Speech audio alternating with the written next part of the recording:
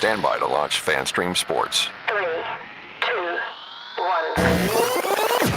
Let's start. Hello, sports fans. Welcome to FanStream Sports. Nothing but pure sports. This is the JP Show. JP, it is so good to hear you back on the air. Stand by. Now, here's JP.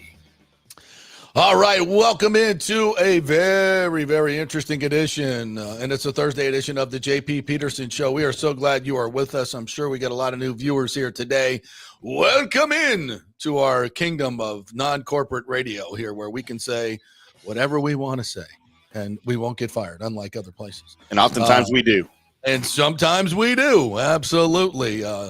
I am your very humble host, JP Peterson. I will be directing this carnival for the next 2 hours along with my friend Tim Ham from our affiliate in Dallas, DFW, FanStream Sports. What's up, partner? How are you?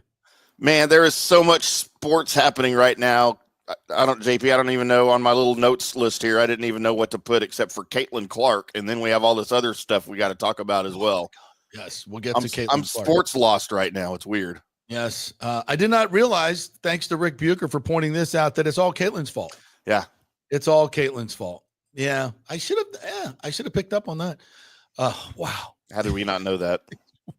Well, folks will say anything. Anyway, enough about that. We've got Rays to talk about. And hopefully you joined us for our emergency show yesterday when the news broke. Actually kind of broke during the show. So we talked about it yesterday during the show. And then carried it on over. And that's been happening a lot on this show lately. We had the Tampa Bay Sun deal that happened earlier on, what was that, Tuesday? And while everybody was freaking out going, oh, the Rays are gone, I was like, no, that's not what this means, folks. This means that maybe they've identified another area, or maybe they're trying to push somebody into signing that deal or getting that deal done for the Rays sale, because clearly the Tampa Bay Sun are not filling a 15,000 seat stadium. They're going to need the Rowdies, which are attached to the Rays. So maybe a sale is going through. And then the next day we have this letter of intent story broken by Sportico, and finally mentioning some of the names that we've known about but have not been able to put out there. And we're still waiting to be able to put out some of the Tampa Bay folks as well. We're working on that. They want to remain anonymous until this deal is done. I totally understand that, but it's going to come out eventually. So please let me do it. Please. I'm waiting patiently. But I'll just assure folks out there that it's coming, and we're going to get into, even after yesterday, there continues to be so much misinformation out there. And so we're going to kind of go through a lot of different stuff here today. Some of it may be a little bit repetitive from yesterday's emergency show. We're going to try to move the story forward and bring some new things to the table. So we invite your comments as always. That always keeps it fresh. So if you have any questions or comments, hit us up on the YouTube page, the JP Peterson Show, FanStream Sports. You can do that on X as well, at the JP Peterson Show. You can do that on Facebook at JP Peterson if they'll let me make it live, which it's not happening for me today. Not happening. Yeah. No, Facebook has come up with this idea that you can do a live show, but you can't make it live to the rest of the world. Yeah. Only we can see it. Yeah. Which is just ridiculous. But after the show, we're able to make it live. So we apologize but that's on Facebook's end. Actually, but anyway. If you go to, I did figure this out, JP. If you go to our FanStream Sports page, it's live there because it's on a page. Like my profile, I can't make it live, but it's broadcasting live right now on the WATB Facebook page. Okay. It's broadcasting live on the FanStream Sports page. Okay. So go find one of those if you want to watch it on Facebook, and just click on it over there. So it's just not up live on our personal profiles, but it is live on those pages. Oh, gotcha. All right. Good to know. Good to know. All right. So let's get into this. I can't help but realize yesterday's serendipity of a Rays game where they fall down 8-0 very early. It's the second inning. And all they do is have the largest comeback in franchise history. How about that, Tim Ham? And the largest comeback in the game this year. I mean, the entire year. In franchise history, matching the best ever at home. I mean, are you kidding me? On the day where the gong is sounded and the Wicked Witch is dead? Are you serious? Think they weren't fighting for something? Talk about a metaphor. I mean, down 8-0 and come back to win 12-8. And I say that because has this stadium saga not followed that path?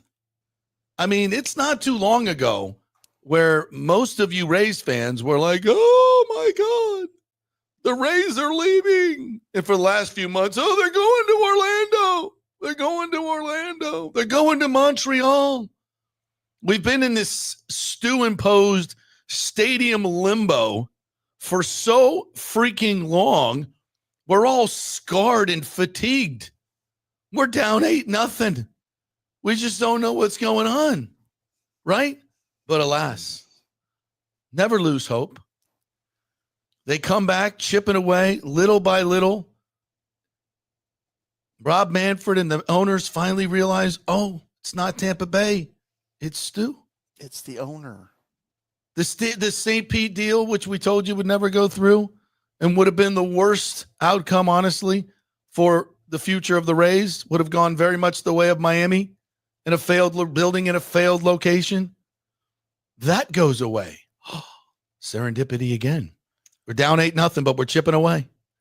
And then the group surfaces, the local investors, people that care about Tampa Bay who actually want to build a stadium where it always should have been on the Tampa side. No disrespect to St. Pete. Great city, don't need baseball. You figured that out? Not a place for a baseball stadium. A place for so much more that Trop site can be and will be now. It won't cost you $2.4 billion and a gift to a billionaire. What a bit of serendipity. We're chipping away. It's 8-4. Take the money and run. It's 8-4 now. Now it's 8-6. Now it's 8-6. Bilau's coming up in a pinch hit roll. Patrick Zalewski's on deck with his billions of dollars to buy the team. And what do you know? Fastball, 3-2 count, ba-boom. Wait. I think I have it here. Do I have it here? And a high shot Is this it? deep to right. Oh, it is. Baby's going to go. It's a tie ball game. On a 3-2 pitch, Brandon Lau. All these people are cheering. Why? Job, and the Rays Because the team has been scored. The Wicked From Witches. 8 runs down to tie it 8-8. Yes. Wow. Are you What a kidding me? collapse. Yes. Wow. By your Wow. division rival. Wow. Yes, we have been delivered. Brandon Wow. Brandon, wow. But just like last night's game, we finally get the news, as we've been telling you for months. The team will be sold to a locally based group, and I count Zalewski as a locally based group. Sure. Lots of Tampa Bay investors. This is the unnamed group we've talked about. This is the group. The Major League Baseball we told you had favored. All the clanging and banging going on in Orlando and Joe Malloy's group and, with all due respect, Carter McGain's group. More people throwing money. No, folks. This is the group MLB wants. Why? Because they can get a stadium done in Tampa, as I've been telling you.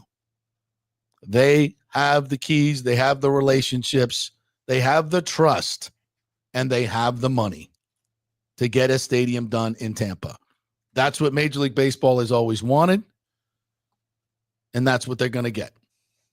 Now, would I say this deal is going to go through for sure if Stu Sternberg were in charge? No. But I think it's pretty obvious that Major League Baseball is driving this bus. Now, you're going to hear, and there's stories of a hedge fund guy in Memphis, Miller, who's got tons of money, and I'll outbid this group. I don't think it's going to happen. John Morgan will say, oh, look, I got more money. We're going to throw more money in the pot and bring him to Orlando. Not going to happen. Not going to happen. Major League Baseball has vetted this group. They know who they are. We've been telling you this for a while. They love this group. They can get the job done, and that's what baseball wants more than anything. Stu will walk with $2 billion in profit when it's all said and done. He'll be happy. And we thank him for making this team a winner. We respect that. He's done a great job with that. But the missteps that he's made and the insults and everything else he's done along the way, which we will go down memory lane with Chris Latvala at 10:30. Hope you'll be listening for that. those count more, in my opinion. So, but the good news is the Rays, as a franchise, came back and had their biggest comeback in history last night. On the same day, we finally get the news and confirmed by the Rays that the sale is going through. Well, it's not going through. The letter of intent. And I think Major League Baseball is driving this, so I think it's going to happen. There may be some bumps in the road, but the bottom line is this is the group they believe can get it done in Hillsborough County. Ken Hagan, who will join us tomorrow, said very much the same thing on T. Kraz's show last night, and then T. Kraz blocked me. Saying he's living rent-free in my head, and he blocks me. I'm the landlord, and your rent is due. I'm the captain now. I'm the landlord, not you. Why is he blocking you? What's I'm the point? landlord. Because everybody was saying, JP had this right, and he's been dogging me the whole time, saying, I don't know what the hell I'm talking about. When I told him St. Pete's Stadium's not happening, oh, he's an idiot. He's just doing for clicks, blah, blah, blah, blah, blah. And I've been very polite to him. I've said nice things about him on this show, and he just continues to dog me, and then he blocks me. Weak sauce. Weak sauce. Can we get T-shirts like, I listen to JP, ... Oh, for and sure. on the back, T-Kraz blocked me, the Twitter symbol, T-Kraz blocked me. Yeah. Absolutely. Let's do that. We'll sell some. You guys want some of those T-shirts? We can do that. Whatever. That's child's play. What's important is what's happening with this team. And I think it is such great poetry, right? And serendipity that on the day of the biggest comeback in Rays history, we have what essentially is the biggest comeback in the history of this fandom for the Rays. There was some bleak moments, and I know many of you thought this team was gone 100 different times. I've been trying to tell you, follow the money. Major League Baseball wants it here. Nobody would listen to Rob Manfred, and I know he's, that's probably for good reason. He said a lot of stuff that maybe has not come true. Of course, Matt Silverman going on T. Kraz's show and said the Rays are not for sale. And we laughed at that. It's happening. And I can't sit here and say 100% it's going to go through. And this is what all the stuff that we're talking about is the same stuff we've been talking about, where we think things are going based on people that we've talked to, based on following the bunny, based on knowing this team and following it since its birth, based on knowing the local landscape here and the leaders in St. Pete and Hillsborough and the people that we know are involved in this leadership group, the gravitas that they bring and what can and should happen. The market size, the real estate, the hot real estate market. All this stuff comes together when you follow the money and a stadium gets built in Tampa. And that's I in my opinion, if I'm a betting man, I put my mortgage on it. Because Stu's not in charge anymore. He's not in charge anymore. This is Major League Baseball driving the bus, and they're going to get it done. Yep. So, and by the way, so other things, Dan Doyle reportedly is part of this group. I've obviously known that name. I'm not at liberty to say it, but others are. I'm going to keep my promise to the folks that I've talked to. So Dan Doyle's name is out there. And there are others locally here, again, with the gravitas and the connections, the political connections, and the trust to get this job done in Hillsborough County. Where's it going to be? I'm not going to sit here and tell you I pretend to know that. We've gotten a lot of feelers recently that we think it's going to be. There's still an Ybor City plot that can be available. I think a lot of this has to do with how this new ownership group is formed and where the numbers fit the best. I think the Ray J site is also doable, but it's very complicated. I talked to some people last night. You have to partner with the Glazers, the TSA. I think it's the best. I think that would be the best concept, quite frankly. But there's a lot that would have to go into that, partnerships and everything else. This group may want to do something much more autonomous at the fairgrounds. As Zalupski, as we said yesterday, CEO of Dreamfinders Homes, Ron DeSantis appointed him to the board of trustees at the Florida Gators. A lot of these local investors are Bull Gators. I can tell you that. So there's a huge connection here. Even though Zalupski lives in Jacksonville, he very much has a presence in Tampa Bay. This is let's say a Florida-based group, Tampa Bay, Florida-based group that wants to build, and obviously he is a builder, he is a developer. So this is going to be a multi-use residential, commercial, entertainment district, just like all these other stadiums are going to be built. Could that be in Ybor Harbor still? Could be. Could be another part in Ybor. Could be the fairgrounds. Ron DeSantis is, as I mentioned, a really good friend of Zalupski. So that's state-owned land. There's a lot of things that go into that legally to transfer it to private ownership and all that. But that, when you're best friends with the governor, things get done. Get done, right? Could there be the Hagan mentioned yesterday on T. Kraz's show, and he will be here tomorrow. See, I can say T. Kraz's show. I can give other people credit. It's not a big deal. Not hard to do. Just got to be a little less insecure. So 275, where the dog track, the old dog track was, I guess there's parimutuel issue advantages to that, and that's an interesting site as the Seminole Heights. That is kind of the Seminole Heights burgeoning area right there that could connect downtown to Seminole Heights and everything in between. Real estate there going up. So a lot of different things. So I don't think West Shore is a possibility. So I would say Ray J, the dog track site, Ybor City, and Fairgrounds. So, and frankly, I'm fine with any of it. I'm fine with any of it because it's going to come with a huge, awesome mixed use place. I believe it's going to be a domed or retractable roof. So I wouldn't worry about that. So I think, listen, this is the day. I sat here when we broke this story months ago, and I said, I'm really looking forward to this season. I think the Rays have a chance to be a good team. I kind of nosedived there when I saw how bad this offense was, but they've obviously brought that back. But my original vision, you remember this, Tim? I sat here and I said, man, this could be such an amazing comeback for this franchise, just like last night, right? I see a new ownership group coming in, being announced sometime in the next few months, which has come to fruition. Tampa Bay, Florida-based. I see this team really, really thriving at Steinbrenner Field. And clearly that didn't go well early, but is right, thriving now. Yep. I see the support in Tampa just being awesome. So I see this being a magical season. We're playing outside. We're playing in Tampa. The roots of baseball in Tampa. All these folks coming in who love baseball, showing their love for it. We sold out, 37 of 43 games. That's pretty damn good. And more to come.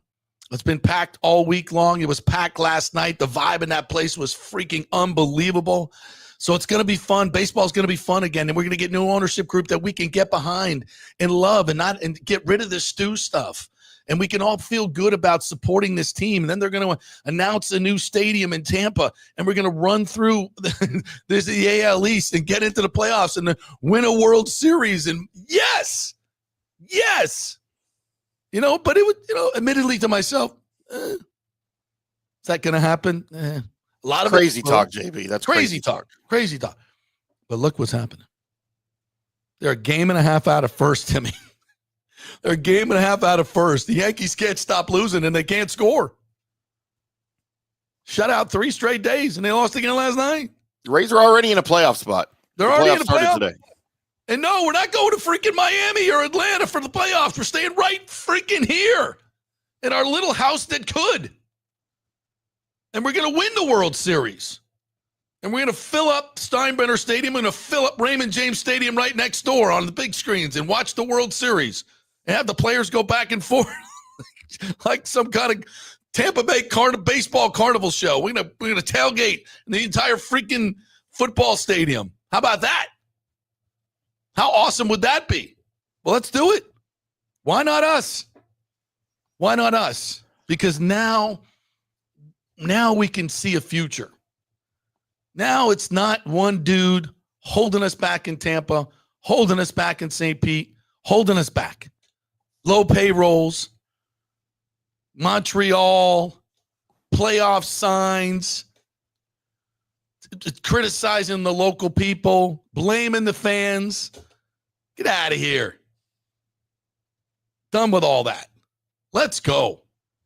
Let's go. Future is bright. The Rays are shining down upon us. With your yellow starburst. They're yellow starburst. Yeah, new owners, get rid of that, please. Let's You go gonna back see to that on the one. outside of the new stadium, the big yellow starburst. No, Rays logo? no, we're not. Not doing that. Get rid of that. But I'm excited. I'm really excited about this. I think we hit a lot of the points here in our little monologue. So let's get to questions. Let's get to comments. Anything else? And Tim, your thoughts on all this while I look at some of these comments. Obviously, I'm on record as saying that I thought you guys deserve something better. I've never been a fan of the Trop. I think I've told everybody I visited the Trop before the Rays were ever there for a basketball tournament once in the very early 90s. Yeah. And I hated it. Like I'm like, this is a new stadium. Like, I just thought it was awkward and clunky. And I just, obviously I haven't experienced the great moments of the Rays in the stadium. That obviously tugs at the heartstrings of fans and endears the fans to the building. I get it. I hate indoor baseball, and I know why you have to have it in Tampa. I mean, we have it now in North Texas. Yeah. But you guys deserve something better than the Trop. You guys deserve something better than Stu Sternberg, because you're a great fan base. I love the Tampa Bay area fan base for all of their teams. I think it's amazing. It reminds me tremendously of North Texas, not necessarily Cowboys fans. I won't lump y'all into that. But for sure, Rangers fans and Stars fans and all that, and you guys have always deserved better. This has gone on long enough. Through all of this, the people that have suffered the most are, of course, the fans. And now that this finally is getting some steam, and there's a letter of intent filed, and like you said, JP, Major League Baseball is behind this as well. This isn't a situation where it's going to go to the highest bidder, because Major League Baseball has to approve of the new owner. So they're going to pick who they want. They're going to pick who they think will grow the franchise, who will promote the franchise and be the best fit for the fan base. And that's this group. And it's about time, man. I'm sick of talking about Stu. Everyone's tired of hearing about Stu. You're tired of talking about Stu. Let's just move on and think about the great times that are ahead with the new stadium. You know what? Regardless of where it is, it's going to be great. I have no doubt it's going to be great. And everyone's going to suck into it, and it's a new era of Rays baseball that's on the horizon, I think. And everyone there deserves it. Yeah. I really believe that and again, this is not a done deal. It's not a done deal, but it's exactly what Major League Baseball has wanted. And they're going to drive this train, and I think they're going to get it done. There's going to be some bumps in the road, obviously. And I don't have a crystal ball, but I'm following the money, and this is where I think it's all leading. So, all right, let's get to some of your great comments here. Bucs Basement says, I have to imagine the happiest person about this potential sale is Kevin Cash, considering he's been handcuffed with bargain basement shopping his entire run as a manager. Yeah, I would believe so. And Eric Neander as well. Even though I know they love Stu and what he's been able to, to bring in terms of winning. Yeah. So, but I think there's a bigger and better way, and we'll see. And listen, there's no guarantees that this group is going to bring everything we hope they will bring. You never know, but I do think they have a lot more deep pockets, and I do think they're much more Tampa Bay rooted, and I do think they actually care about this area. And I think Stu has proven through his actions that he doesn't. Mike H, I'm going to suggest you get Latvala on. You beat me to it. You don't want to hear this, but could the St. Pete Pinellas deal still be in play with new ownership? I don't think so, but maybe he does. We'll hear from him in a second. Yeah. B says this is a poor billionaire like Stu, not Steve Cohen or Steve Ballmer. Other investors much poorer. Daryl Shaw may be worth $50 million tops. Only leave it up to B. He's going to rain on the parade, huh? But I wanted to we want to take all opinions like we do here.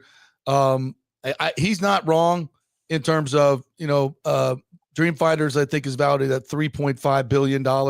His individual net worth is about $1.4 billion, but he's just the lead investor. There's a lot more money. And when you have a lot, I'm not saying there's not a whole lot of Steve Cohens and Ballmers running around, right? Yeah. So you got to take what you can get. And I think it's a pretty damn good group in the end. All right, let's take our first break. Quick break. Chris Latvala is waiting in the bullpen. I see him warmed up there. So we'll take a quick break and we'll come back and chat with him. Is St. Pete still on the board? We will ask him. We are brought to you by the G's Law Group, gslawgroup.com. We're coming to you from the G's Law Group studio in beautiful South Tampa, South Howard.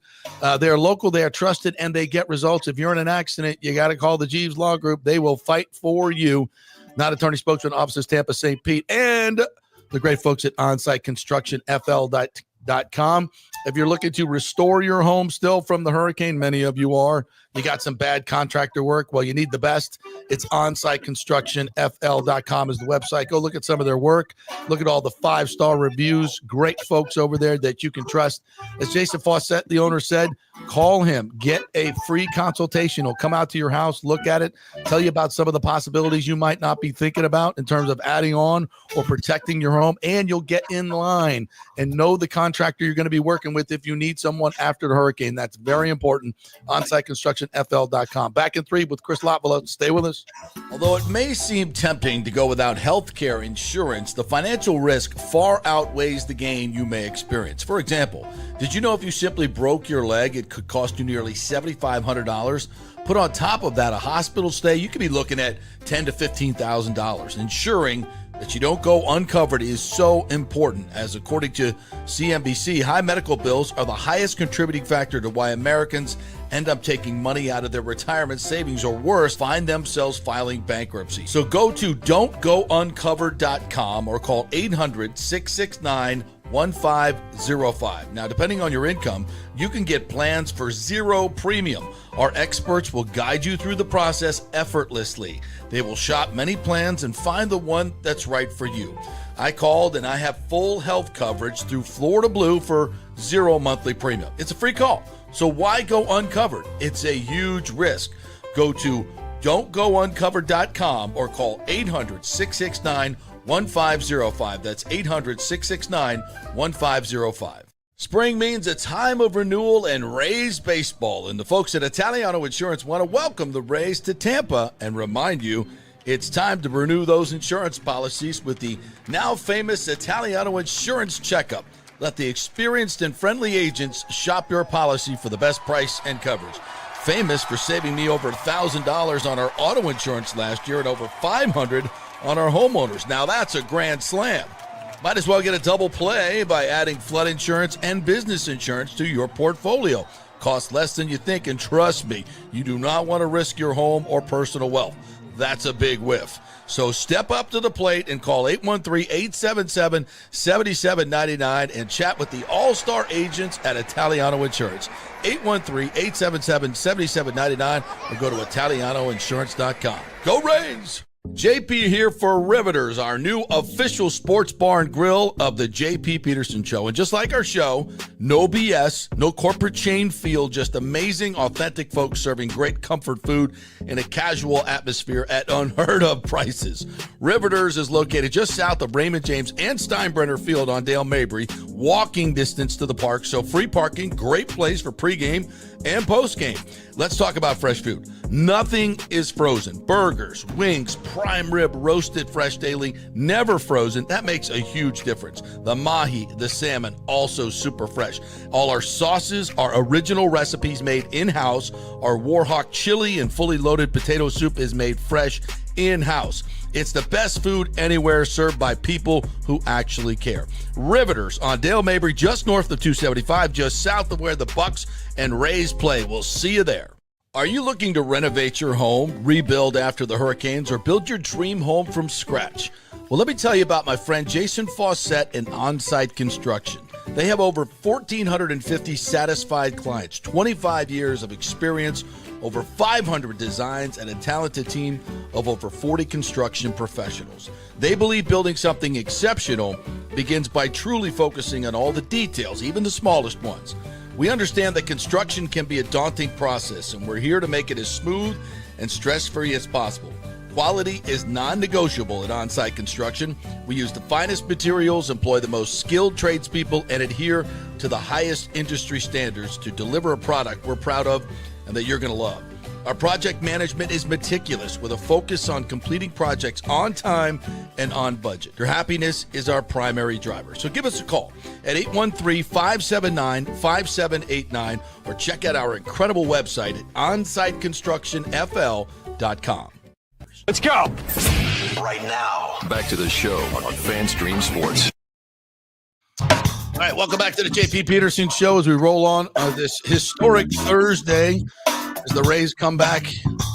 A franchise-leading 8-run comeback in the history of the team, and they come back off the field as well from near disaster. We're brought to you by the great folks at Italiano Insurance, 813-877-7799. Let them do an insurance checkup and save you hundreds, maybe thousands of dollars. They do all the work. You save all the money, 813-877-7799.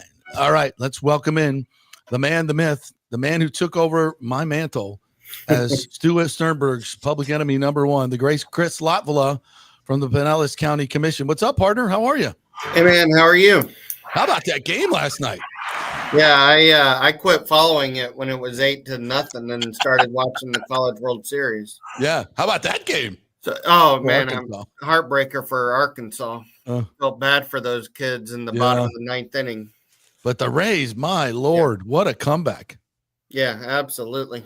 Team of destiny. Yes. I just painted this picture of all the great things that are happening now and an analogy to last night's game because, it was very dark here for a lot of folks thinking that the Rays were going to leave. And, I tried to tell them, nope, that's not what's happening. You tried to tell them, nope, that they're not going to Orlando as much as they clang the pots and pans over there. It's not happening.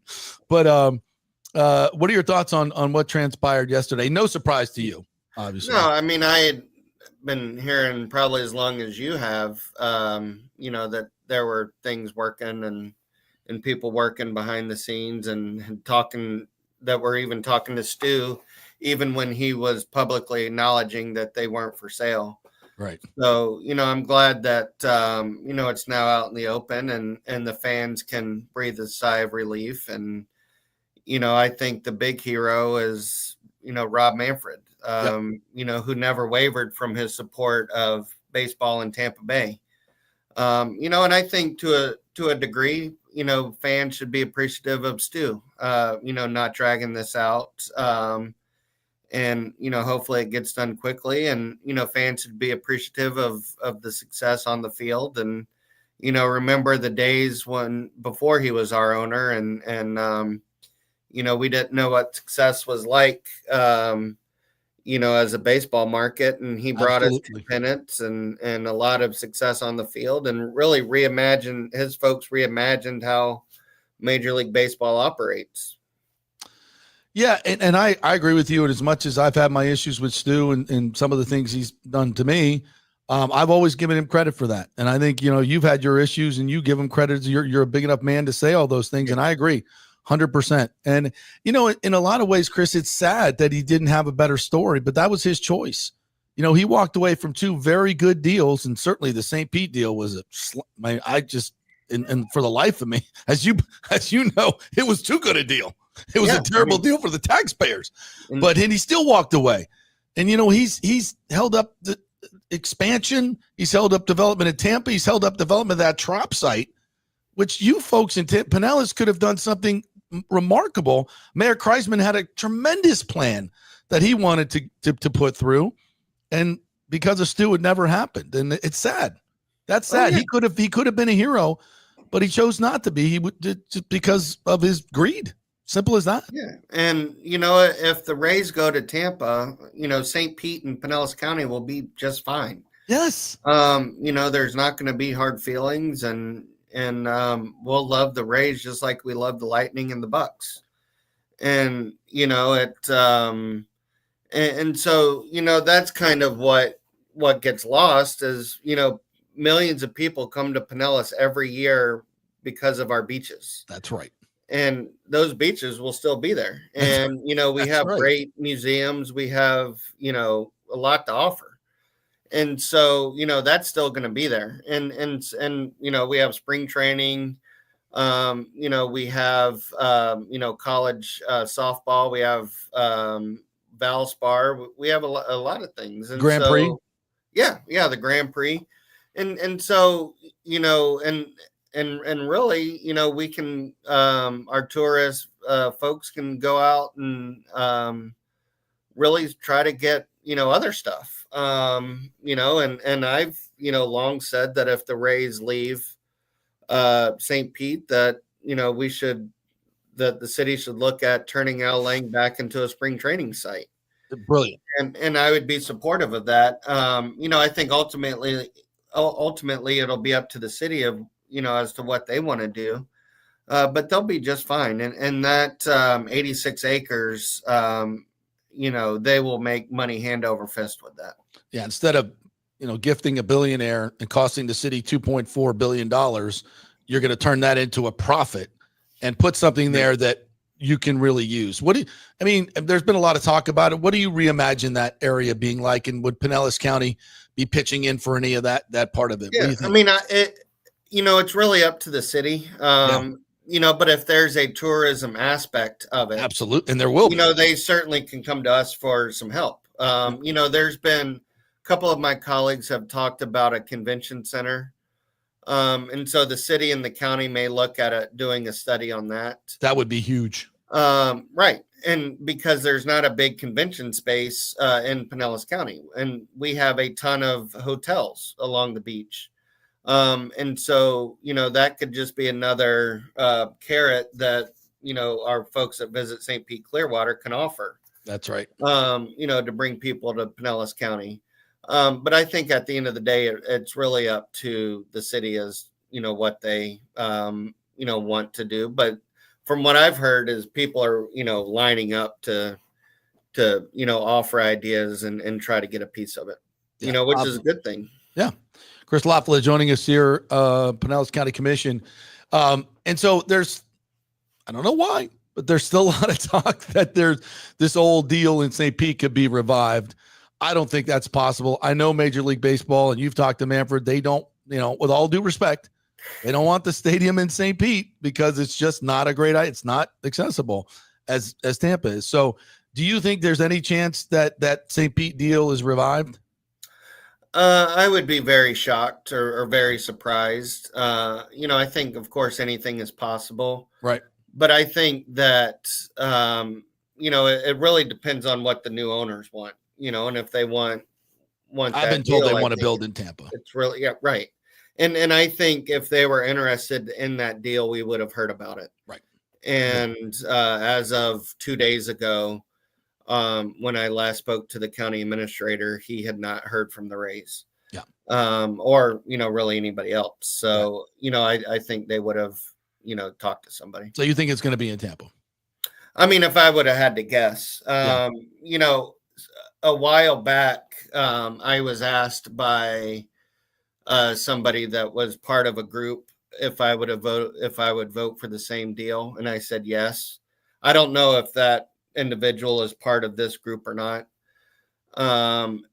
It's possible, but that they are, and they're just, trying to keep all their options open. But I still think that with, the main developer from Jacksonville meeting with the mayor a month ago, mayor of Tampa a month ago, that they're probably looking at places in Tampa.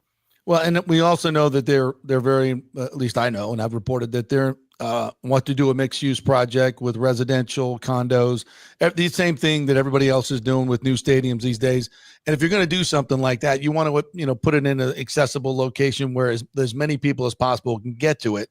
And clearly it would be better to have it with a hub that's got 2.4 million people around it than 700,000 in yeah. that's just business. If I was a billionaire and I owned the Rays, and I love being county commissioner, and I'm sure that I'll tick off some of my constituents, but if I owned the Rays, I would build the stadium in Tampa. Right. Because that's where the population base is. Right. And that's why the Bucs are there. That's why the Lightning are there. And we have the beaches for a reason, and we have the museums for a reason. Exactly. And there's a reason why the sports teams are in Tampa. Chris, I've always said that, because I didn't grow up here. I grew up in Hollywood on the East Coast. So when I came here, the provincialism of St. Pete versus Tampa versus Clearwater, I was just like, I don't get this. I just look at this as one big metropolis, and we've got awesome beaches. We've got an awesome airport. We got spring training, incredible Clearwater. Dunedin is really, really freaking cool. And, Gulfport and the beaches are amazing, and all the water. Like, this is a great place. It's the greatest place in the world to live, but it's one to me. It's Tampa Bay. Right. And just like I was in Atlanta when the Braves deal was done. And the mayor was like, well, of course I didn't have any more money for the Braves. And they wanted to build it themselves, and they didn't need our money. And they were going to do it in Cobb County, and they were going to pay for it. And I've got other priorities, and all my constituents can still go to Braves game. They're not leaving the market. Like, if you're mad at me, if Atlanta people, sorry, but I think this is a smart decision for the area as a whole. And that's exactly what this is. And if we just started looking at us as Tampa Bay and not St. Pete versus Tampa versus, can't we all, as my good friend Chris Thomas, may he rest in peace once. Yeah. Can we just have some unity in the community, for God's sakes? Right. And that's really what regionalism is all about. Yes. This goes back, more than a year ago, but I had a meeting with the county administrator very early on. And I asked him, I said, can we give TDT funds if the Rays, play in Tampa, to help out Tampa? And he laughed at me and he said, actually, that's against the law. The state law would have to change. But that was kind of my attitude, back then was, can we give them $50 million as like an exit fee to go play in Tampa? Well, and because guess what? If I'm coming from Boston or New York or Toronto to go to a game and the stadium's in Tampa, you know where I'm staying? The beach. Well, exactly. And we would still benefit. And of course, and if we would have done something like that, we would have asked for some sort of partnership, some sort of, ticket packages that bundle thing. We get 10,000 tickets a year or whatever, 100,000 tickets that we can bundle with beach hotels or packages. Why can't? Yeah. Wow. What a concept, Chris. Regionalism. But state law would have had to change, because you can only spend your TDT funds in the county that they were raised, which I understand why that's the case. Yeah, sure. Because they're raised in that county, so they should be spent in that county. But sports teams are different. I think that the new ownership group, if they're going to buy the Rays, they have a good idea or ideas of where they're going to play. Right. So, well, you could put together a consortium of the hotels, or just say, hey, we're quote buying tickets from the Rays, and this is part of the deal. And anyway, you could get, I'm sure you could get around that deal. Our even if they're in Tampa, our Visit St. Pete Clearwater, tourism folks are still gonna be talking with them to do some promotional stuff, and because they do that with the Lightning and the Bucs, and so the Rays would be no different. Makes sense. Makes all the sense in the world. And now there's a ton more games to market. Yeah, and so that really doesn't change, and Pinellas County will benefit.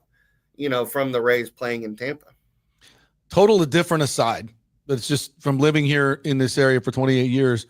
I would love to see some mass transit. And in order to get that done, that needs to be a regional, cooperation as well.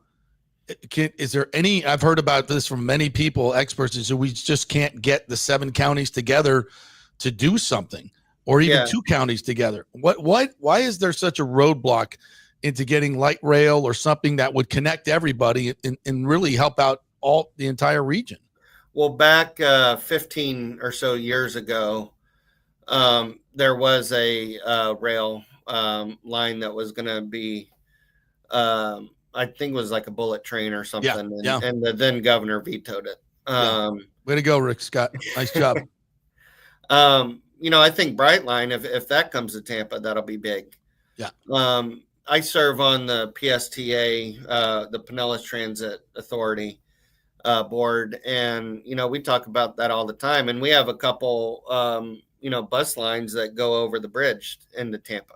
Yeah. And, now if the stadium is built over there, one thing that we'll be talking about is, having express, buses going to games. And, one of the things that we talked about with the old plan in St. Pete was having different park and ride type things. So you don't have to just, drive your car down to the stadium.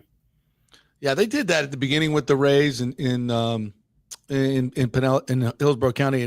I guess it never really took off for whatever reason. But please tell me that they built that whole new Howard Franklin and can retrofit it to put a rail line on it. Yeah. There is space there. For rail lines. That was designed to add that thing. I'm like, I sure hope someone's thinking ahead here, and we could just put up some pilings and add a little rail to this, go over the bridge. But can you imagine a rail line going right to the sports complex if this stadium was at Raymond James, like in the Raymond James area? Yeah, and you could come right down 275 from downtown, couple of stops, and go right to the sports.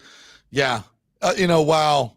Other places do this with ease, but somehow we can't figure this part out. It just boggles my mind. But then we'll really be a big city, right? Wow, we can do that. We're allowed. Yes, we're allowed to do that. We are. But honestly, one of the biggest hurdles and impediments, let's just be honest, has been Stu Sternberg, and the fact that we could have had this many years ago, and the stadium would already be done for a lot cheaper in Tampa, and we wouldn't have had a roof to blow off. So, all this thing could have been done if not, for someone pinching pennies. So, in the end, hopefully if this goes through, there are brighter days ahead and I think, and again, thanks to you and congratulations for having the balls to stand up to Stu Sternberg and bring a lot of this stuff to light that I think a lot of people are afraid to say and afraid to do for so very long. And once you did it, other council folks and city commission folks did it as well. And I applaud you for that. And I know you took a lot of heat, death threats, all that stuff. But in the end, I think this is going to work out well for everybody. Yeah, no, I mean, and it was worth it. I think yesterday's news certainly was, good news in the fact that, the group is staying here. And I think he's, Major League Baseball's probably been insistent on Stu that the team is going to be staying here. That's right. And so that kind of, reduces some of the options probably. Right. And takes people off the table in terms of trying to relocate and things like that. So, I'm hopeful that it'll work out with this ownership group and now that they have the exclusive conversations with them and I'm very appreciative of what Commissioner Manfred did. Yeah, he did. He stepped up and I let's hope he can get it to the finish line, which I think he can. Chris, hey, thanks again. Really appreciate your time. And I know we've said this before, we got to take in a game, but let's do it soon. Yeah, absolutely. Good to see you. Partner. We might be in the playoffs. Damn right. Oh, by the way, if we get in the playoffs, they're not taking our playoffs. Right. We're playing that is a very interesting thing. I mean, I don't see how they could. I don't either. Where would they go? Miami? Ridiculous. So ridiculous. Yeah. I said we get to the World Series, sell tickets in Raymond James Stadium. It's got a great board, great sound system. We could have the players come over there, do some warm up on the field, come on over to Steinbrenner. We have one, they'll be cheering over there. If they win the game, we take them back over there. They can run around the field and celebrate. I think it would be, we could have this huge football tailgate going on and on the whole grounds. I think it would be freaking awesome. Instead of thinking of how to get it out of here, let's think about how to make it freaking awesome here. Right. And I don't think Major League Baseball would do that, especially with owners. If they announce a stadium in Tampa, you don't want to piss off the fan base and go, all right, y'all got to go to Atlanta or Miami to see the playoffs. In the rate that it's going, we could have new owners by then. Exactly. So. That's my point. Yeah. Right. So let's hope so.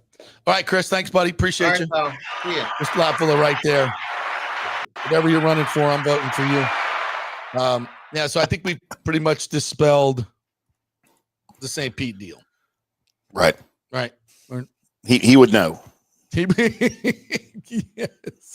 He would know. He can't just come out and say, screw them. He's got constituents. And I would just, if you're a constituent in Pinellas and you get mad because he says things should go, with all due respect, grow up. Stop being so provincial. It makes absolutely no sense to have a stadium there. No fiscal sense. He saved the taxpayers billions of dollars. That's what you should be looking at. And you can still go to Rays games.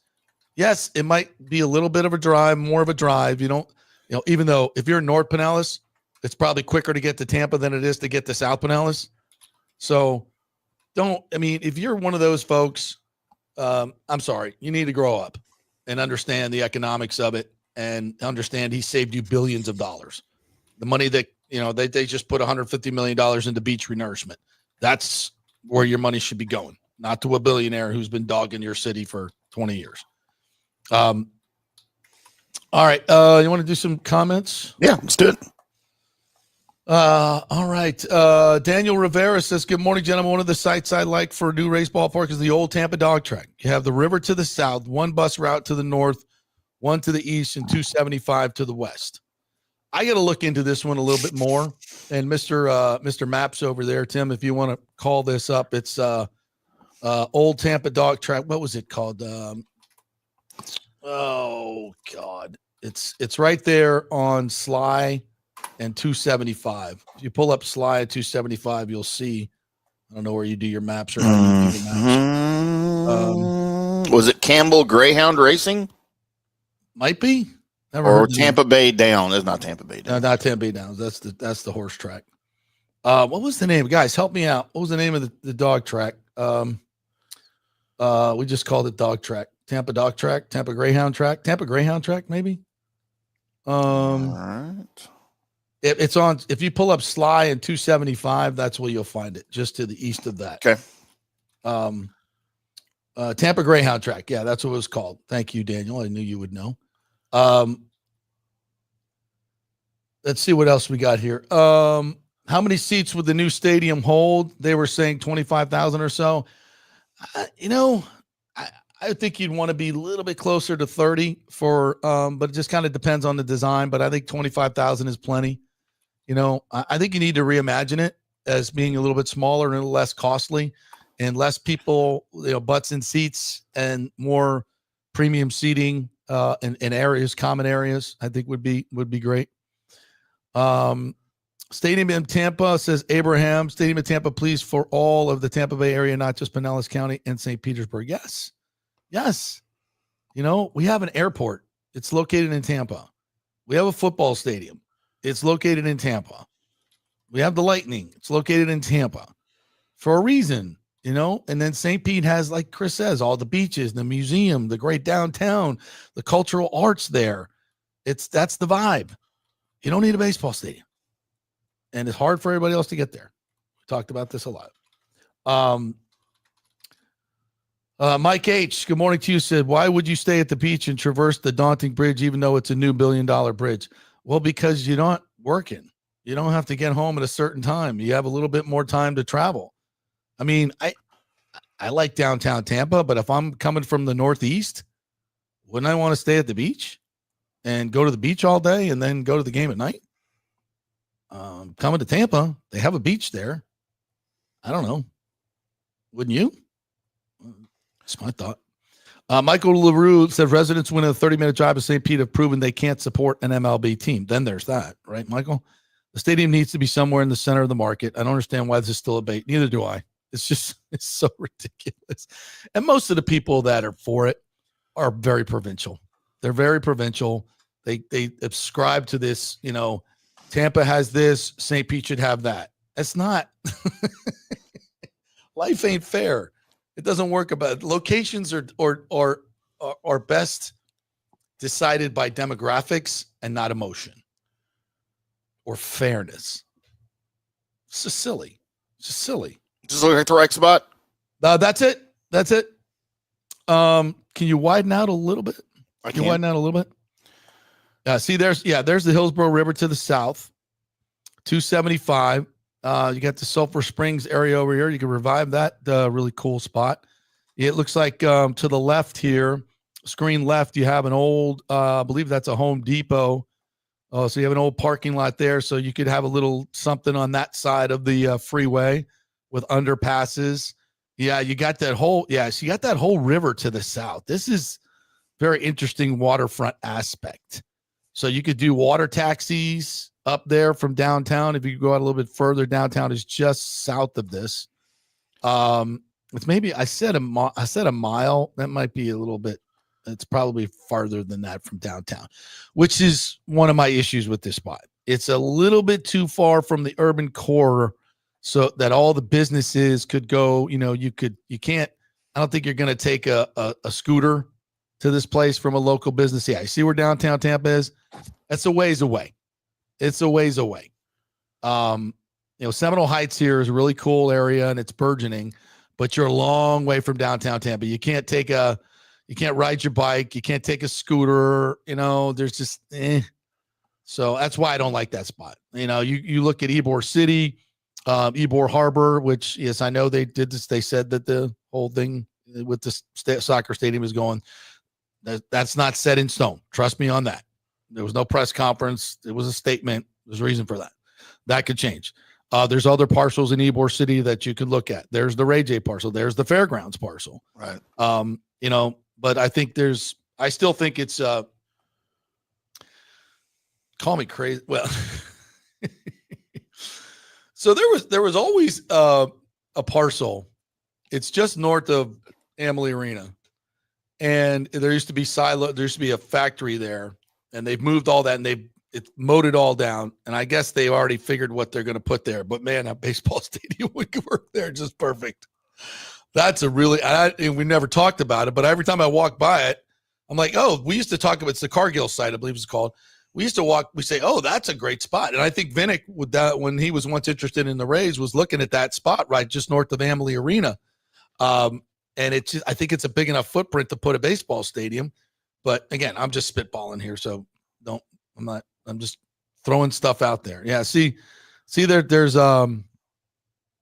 just north of Amalie Arena, this whole parcel, and they can't see my mouse, right? No, they can't see it now. So I'm like putting it in my mouth. Just north of Amalie Arena there's a butting up next to that area is now all cleared out. And it's a big open space. The Cargill part has been taken out of it. So you can see it there. You could put it. That's a footprint that would fit a baseball stadium. So, now would you have parking issues down there? Yes. Yeah, there would be. I mean, you'd have the same parking that you would have for Amalie Arena, essentially. Sure. Same spots. It would be the same parking pattern as Amalie Arena. Maybe build there's actually a couple of parking garages nearby. Right. So, we put 25,000 people in Amalie Arena at times or in around it for parking. So, yeah, there's enough. And again, if it's an urban core thing, you don't need as many parking spaces because people are, again, taking their scooters, much more Ubering, bicycling, walking, all those things come into play because you're in the urban core there. There's so much more residential down there now.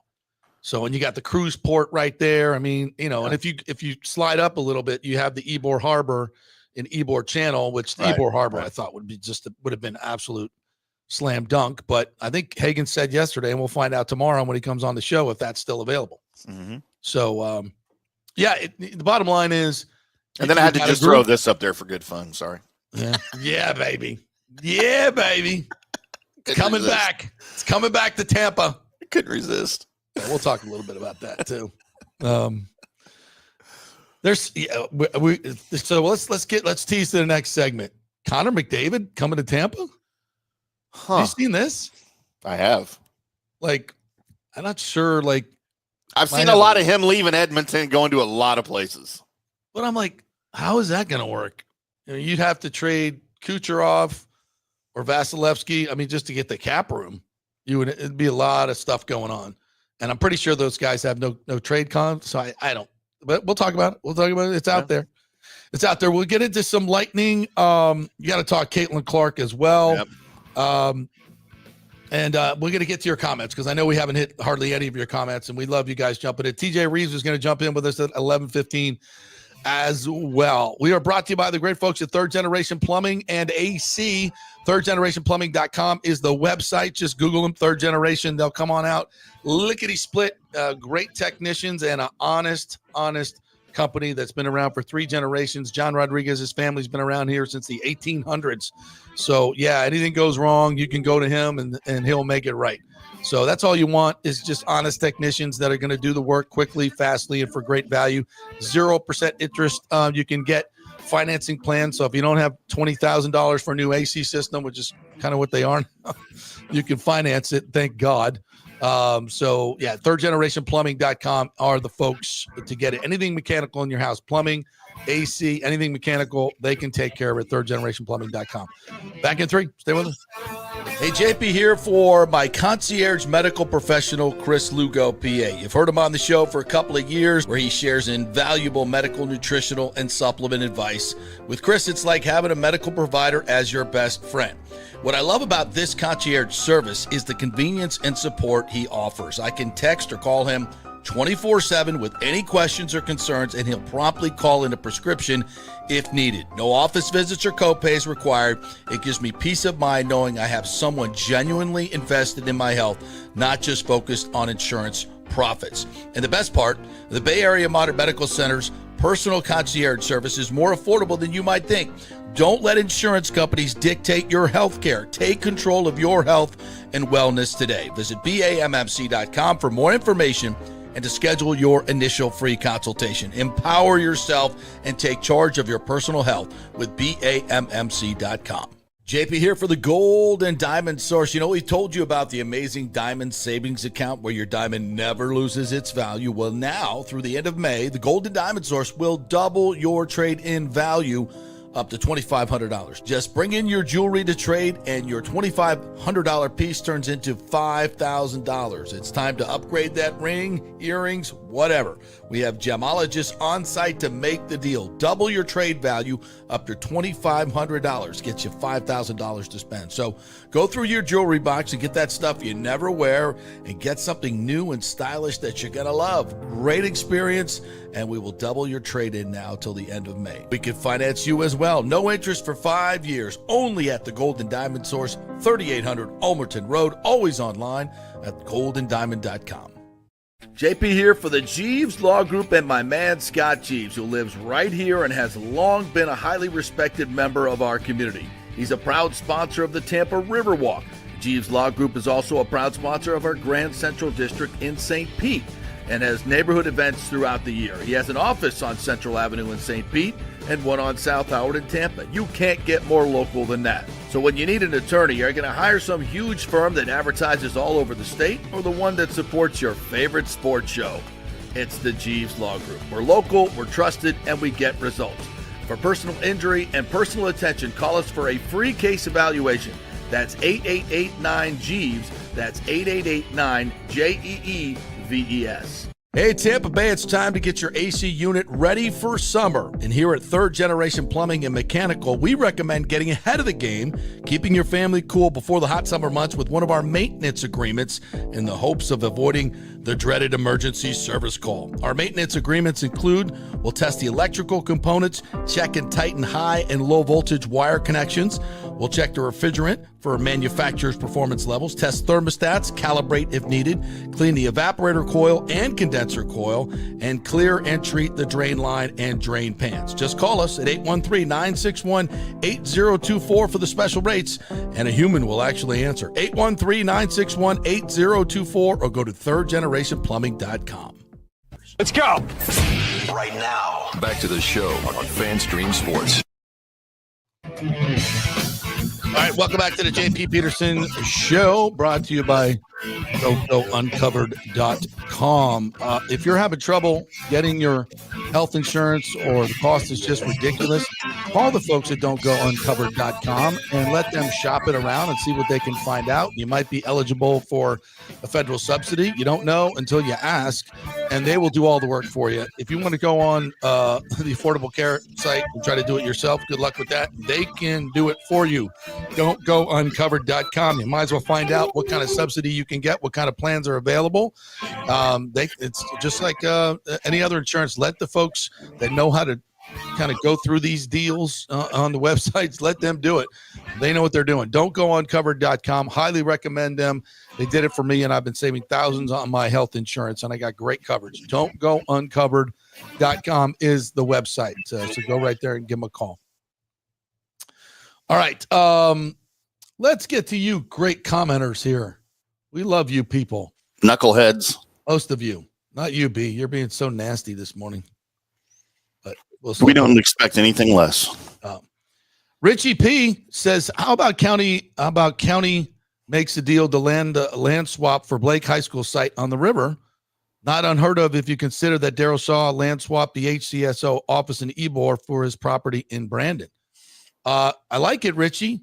That would be a great spot. That would be a tremendous spot right across from Armature Works. Might be a little difficult to get to, but we'd figure that out. Yeah, that would be. I don't know if that site's big enough because it's really, you have the bridge to the west of it and 275 to the south of it. But I think they've looked at that before and said it is big enough. So, yeah, that would be, boy, would that connect downtown in a tremendous way. Is that a high school that's actively being used? Yeah, but could, obviously be moved and, build a new one there in a better spot. It seems like a lot of work to go for a stadium. Yeah, I think there's open spots in other places. Thomas Casper said, Gandy Derby is great property, terrible for baseball for 100 reasons. Yeah, I think people did some work on that. It's very low. It's in a swampy area, so I'm not even sure the infrastructure is I've heard people talk about that. But it's still sorry to say, it's in Pinellas County, and it's a bridge. And it's, for many people, it's a bridge too far. If we're going to do this, let's do it right. It's better than downtown St. Pete, no question about it. But it's still not great. Here's your Blake High School property right here. Yeah, right there. So, yeah, that's big enough. Man, can you imagine a baseball stadium there? Right across from Armature Works, right connected to downtown Tampa. You got Julian B. Lane Park right across 275. Yeah. Parking is a huge issue here. There's no place. Street parking. Everybody can park on the street, JP. Just street parking. Put meters up. There are no surface lots to be had there. Unfortunately, I don't see any. Yeah, that would be very difficult. Cody says T-Kraz is a Jets fan. Yeah, he hated Baker Mayfield, by the way. I'll remind you of that. I think he still does. Yeah, wrong again. Trade Cooch, wrong again. Yeah. Whatever. Blake is a new building on a great river location with horrible parking. Yeah, you are correct, Tom, there. Jonathan Torres says Sailgate near the convention center. That's the old sail concept that Stu put out there. I like the sail. Outdoor baseball with a covering. I was on board with that. That's kind of like that was the early drone tarp. Was it drone tarp? It's going to drone tarp be. Drone tarp ish. Drone tarp ish. Drone tarp. The kids say ish. Mike Gates says Trop sucks, but it was our stadium. It was air conditioned. It had a ton of great memories there. Yeah, I get it. Yeah. I mean, it was our dump. Yeah. You don't talk bad about our dump. We can. You can't. Yeah, it's funny, Mike, and I get it. There's a little bit of nostalgia there, but it's a dump. Like when you go to other stadiums, you realize it just doesn't have the amenities. It just doesn't. And they put a lot of lipstick on that pig, but the damn thing was literally outdated before it opened. It was designed in the mid 80s. Yeah. Yikes. We ran into that here in Dallas to an extent when they built Reunion Arena to lure or to get NBA basketball here in 1980. They built Reunion Arena. It was a great arena, had 0 luxury boxes, which in the late 70s is right when all that was happening, right? And then so Reunion Arena, as near and dear to my heart as it is, because that's where I went and saw Mavericks. Stars played there for 6 years, won the cup there before the AAC opened in 2001, which I absolutely despise. It's just too big and cavernous. But the roof was so low because there were no freaking skyboxes, right? It was just the roof was right there on you. You were like in your living room watching a hockey game or a basketball game, and it was so loud. But that thing was outdated within 10 years, and it took 10 to build another arena. So I get it. Yeah, I agree. Grace Point says, so now we get to keep our stars. Yes.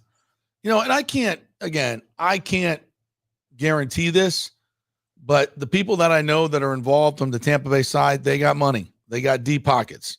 Zalewski is a billionaire, which is a lot more than Stu ever had. And he's got a growing business and he's got great connections. So it's not just his money. It's the connections and the gravitas of the people involved in the Tampa Bay investors part of this that are going to drive the new stadium. And a lot of it is based on development. And here's the thing, guys. It's not like, it's great to have Steve Cohen, who just spends money like a drunken sailor because he has it. It's great to have B. Ballmer, but there's not a lot of those guys out there, and they already own teams, right? So to have a billionaire, a true billionaire, with a bunch of other billionaires as part of the group is a good thing. And the development, the local revenue pays for the players. It's like I said, the Atlanta model is such a great model to look at. They had a perfectly good stadium, but it was in a terrible area, and it was so far away from their fans. So they moved to where their fans are, built the Battery and all the things that go around there, and the revenue from the hotels and the apartments and the business and all this, they own that real estate. The Braves bought all the real estate there. So they owned all those things, and they get money from it. And they took that money and they put it into the team. And they did what they said, not that Stu Sternberg, I'm going to put all the money back into the team, and never did it. The actual put the money back into the team. And they used that money to up their payroll and win a World Series. So don't forget, it's not just, you're not paying for the players out of your pocket. You're paying for it out of the business. And when you build a stadium in the right place and you have all this premium seating that the law firms and the accounting firms and the staff firms and the lawyers and the bigger companies all buy these premium seats, that's what pays the players. And don't forget, the Rays revenues over there were over $300 million. He still could have spent 140, 50 on players and made money, but he didn't want to. Okay. So we're so used to like this, our shitty stadium and our shitty payroll that we're like, oh, but it's great. No, it's not. We're not a small market. We're the 11th largest market. We don't need that. We don't need revenue sharing. We don't want your money. We want our own thing. Damn it, can't we have nice things? We should. Yeah. And don't ever forget it. And I said this on a show earlier this morning. People want to dog Florida. Oh, it's a spring training site. This Tampa Bay doesn't support his team. Could we have done it any worse in both markets? A stupid-ass football stadium turned into a baseball stadium in Miami. And then when we build a new stadium, we're going to charge the taxpayers $2 billion, shoehorn it into Little Havana that nobody can get to, give us shitty owners again that nobody wants to support.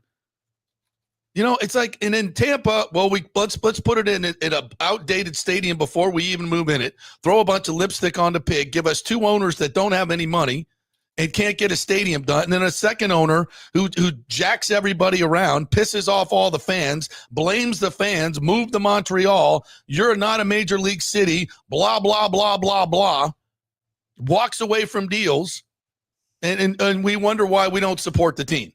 I get an idea. Let's get some local ownership with large pockets that can actually afford to do this thing, build a great baseball stadium surrounded by a great entertainment district with restaurants and bars that'll feed into the company and help pay the players and get an ownership group that we can really support and love. Because after all, we love baseball. We all grow up playing baseball here in Tampa Bay. We have incredible amounts of great players that come out of here that would love to come back and play here. Well, maybe we should try that idea. You think? You think? Like, it's only the most obvious thing in the world. Well, you don't support your team. Well, look what we've done, because we did it all ass backwards. If we do it right, guess what? People might support the team and might show up. Let's find out. Looks like we're almost there. I'm betting it'll work. Call me crazy. Call me nuts. I'm thinking it'll work.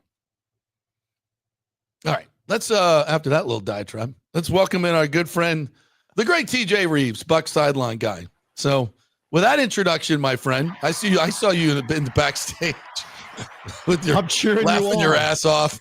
I'm cheering you on. Who's this lunatic show I'm going on right now? Who's this guy yelling and screaming? Hey, you know what? I'm going to do something on the fly. I think I got something on the camera. Hold on. Yeah, you do. Uh-oh. I thought he was taking his shirt off. I was about to join you in solidarity. Let's do it. Yes. You got some schmutz. You had schmutz. I think I'm good on that. Listen. Don't worry, buddy. Listen, it's great to be on with you no matter when, but especially in situations like this. I texted you one word. What did I text you? Hallelujah. Yes. Hallelujah. Yesterday, when this news came down. So I'm just going to kind of add in some history, some nostalgia. My theme, as only you can. And I will give you some great nostalgia because I've lived in this area since 1983 and have been through every step and every stage of Major League Baseball screwing this area in the 80s and the early 90s before we ever got to an expansion team and ever got to this situation. So we'll talk about that in a second. But let me say this. I have complimented you publicly and privately for numerous appearances on your show for the better part of about a year and a half. And I joked with you, you were like Secretariat at one point at the Belmont that we were having to look back with the camera to find if anybody else was out in front on reporting this stuff. You said repeatedly for a couple of years, there are local owners with deep pockets that want to buy this thing and will build it. And we finally got to the critical mass. And this is the big key where I believe Major League Baseball has been involved ever since the hurricanes and the problems of last fall. And Major League Baseball is intimately involved in this deal, this ownership group, having vetted them. This is what they want for the reasons you have explained. They have been negotiating and talking for months. Kids, this didn't just start last week or on June the 1st. Exactly. So I'm just saying at the outset, bravo to you. Can I say something else? Because I'm a fan of bravo to you. I'm a fan of everybody. I get along with virtually everybody. I get along with Tom Krasnicki. I don't know him nearly as well as you, but bro, just man up. I heard him on his show talking about, well, in other parts of this market, you got false reports that the team's for sale. He's saying it on his show. Wow. False reports that the team is for sale. Because he had Matt Silverman, and I listened yesterday. He actually played the Matt Silverman comment from early March where Matt Silverman was lying that the team was not for sale, doing damage control, doing what you have to do sometimes. But there's one thing to say no comment. There's one thing to deflect and not answer. But he came flat out on that soundbite and said it's not. And so whether you choose to believe things or not believe things, don't besmirch. There's a word. Don't besmirch. Don't besmirch my man JP, who was out in front on saying the team is absolutely for sale and there are locally tied owners who will buy it. Yeah. I appreciate that, TJ. And other than that, can't we all get along? Yeah, Tim, you could verify this. I've mentioned T-Kraz on this show many times and said I thought that Silverman interview he did was great, and I commended him. And the same with Neander. And for both of those guys going on and at least going public and answering the questions, even if you are going to lie through your team. And they're in a difficult. We said and we laughed at he's not for sale. And they're in a difficult, if not impossible, position. Yeah. They really are. Neander, exactly, and I Silverman, acknowledge that. And we have. All right. Well, so I mean, who knows it better than me? I was fired for talking poorly about Stuart Sternberg with my ratings bonus checks in hand and my high ratings. You know, they don't fire people like that. There are other reasons. You didn't pick up the check when you had that ratings bonus check. That's just an aside for you and me. All right. So let's go over. Let's go over some things, and I'll give you some insight. Let me just finish this though and say, no, please. Listen. T-Kraz came at me. He came at me. And I've tried to be polite and respectful to him. Yesterday, I may have gone off the rails a little bit on Twitter, but I just got sick of it. You know, you want to come at me. I'm not coming at you. When you do stuff well, I commend you for it. I think Tom's does a great job. I've always said that. He's got a problem with me. I don't know what the hell it is. I don't know what's up his ass. But if you want to block me, you want to say you're renting space in my head and then you block me, I'm the landlord, not you. But anyway, it's fun. I love T-Kraz. I will sleep over there. On your couch. Let's all get along. I'm with you on that. I'm with you. I will sleep on your couch anytime. I will live rent-free with you.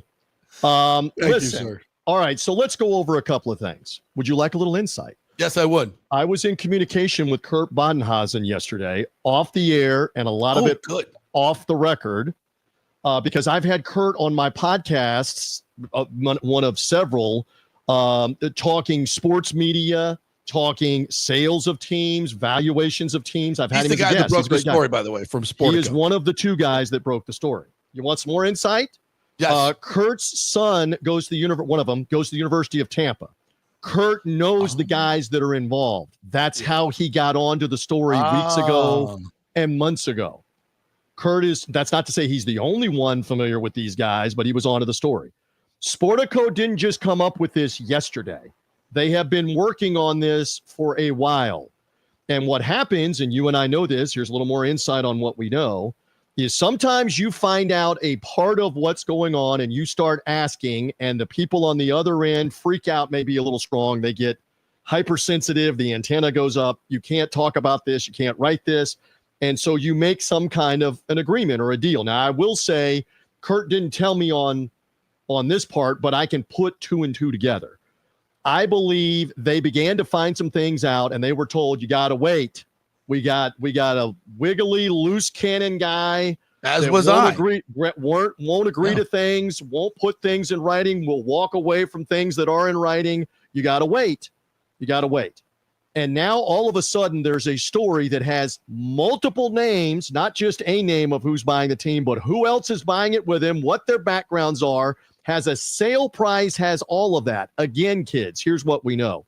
They didn't just find that out Monday morning. They've been working on this. They've known about this. And when they were given the green light, because there's a letter of intent, they reported it. It was a trade-off for not reporting it probably back in May.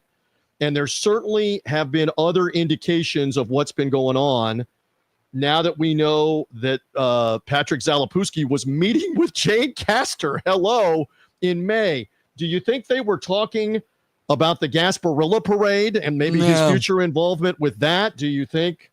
And some new track homes in Brandon, maybe. Of course. And there's a lobbyist present, and there's other government officials present, and they have to disclose that they met back in May. It's well known. You've shared it. You've articulated it for 2 days. The relationship he has with the governor. There is state land that could be used in Hillsborough County to do this. Mm-hmm. He and the governor are close. Whatever you want to say about politics or whatever, that matters. Hell right yeah, now. It does. Yeah.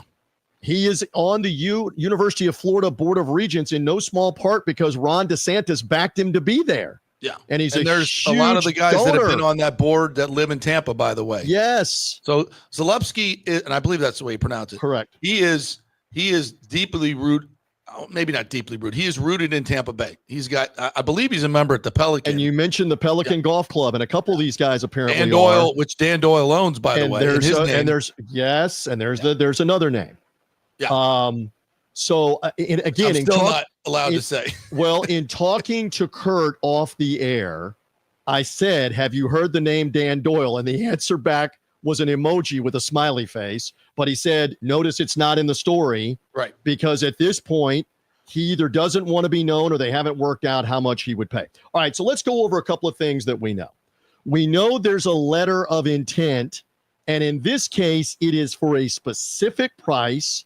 And you and I have done this for enough. We haven't seen the letter of intent, but we've reported on this. We've watched it happen. It's obvious that that letter of intent is for a price and for a percentage. Is it 100%? We don't know that. This is a great question that I don't know the answer to. Do Stu's minority partners want to sell completely here, or do they maybe want to be part of this new group? Okay, the settlement, as far as I know. Okay, so they're gone completely. I don't know that answer. Yeah. Is Stu completely out? Is this a 100% sale? I don't know that answer either. I'm not privy to what's in that letter, but I can tell you what generally is in these letters is a timeline where they have got to demonstrate that they have part of or half of the money, etc., by this certain date or this time, and they may have already demonstrated that. It may have already been in the letter of intent that by June 1st or May 15th, you had to demonstrate that you have half the money to Major League Baseball right now to be able to buy the team before we go down this road. So again, we're speculating on what exactly is in it, but what's typically in it are terms for the sale of the team and the intent to buy this. Now, I thought this was interesting yesterday. AJ Pierzynski, the former player who's doing a bunch of media and is on a show podcast called Foul Territory. Ken Rosenthal's involved with it. Pierzynski started talking about Patrick Zalupski, the owner, and knows him, and apparently knows him well, and said, and I'm paraphrasing, Zalupski's been trying to get a deal for months, and he can't get Stu to commit to a deal. Right. He couldn't get Stu to commit to a deal. This is what I reported a couple weeks ago, that they've been in what they call the data room, which is where the current owner shares all the financials to the prospective owner. And can you only imagine, with Stu's history with his business partners, what an ordeal that has been? And I've been told it's been an ordeal. Like, this is because you don't know what's real. You have no idea what's real. You need verification on top of verification on top of verification, because there's so much that's in the details. You know, how much, does Stu take the development rights with him, to Tropicana Field? I think those are going to expire in 28 anyway. Is there a settlement involved with the city of St. Pete on the Tropicana Field rebuild? There's so many things. That's right. But to me, I think all of this is why this has taken so long. We originally reported it back in, I think it was February. And people are like, well, what's happening, JP? What's that? Stu Sternberg's happening. Like, right. This is, and I also think it's important to note, and you could give me some insight through Kurt. Major League Baseball is driving a large part of this, correct? Like, this is not just 1,000%. Yeah. They are behind this.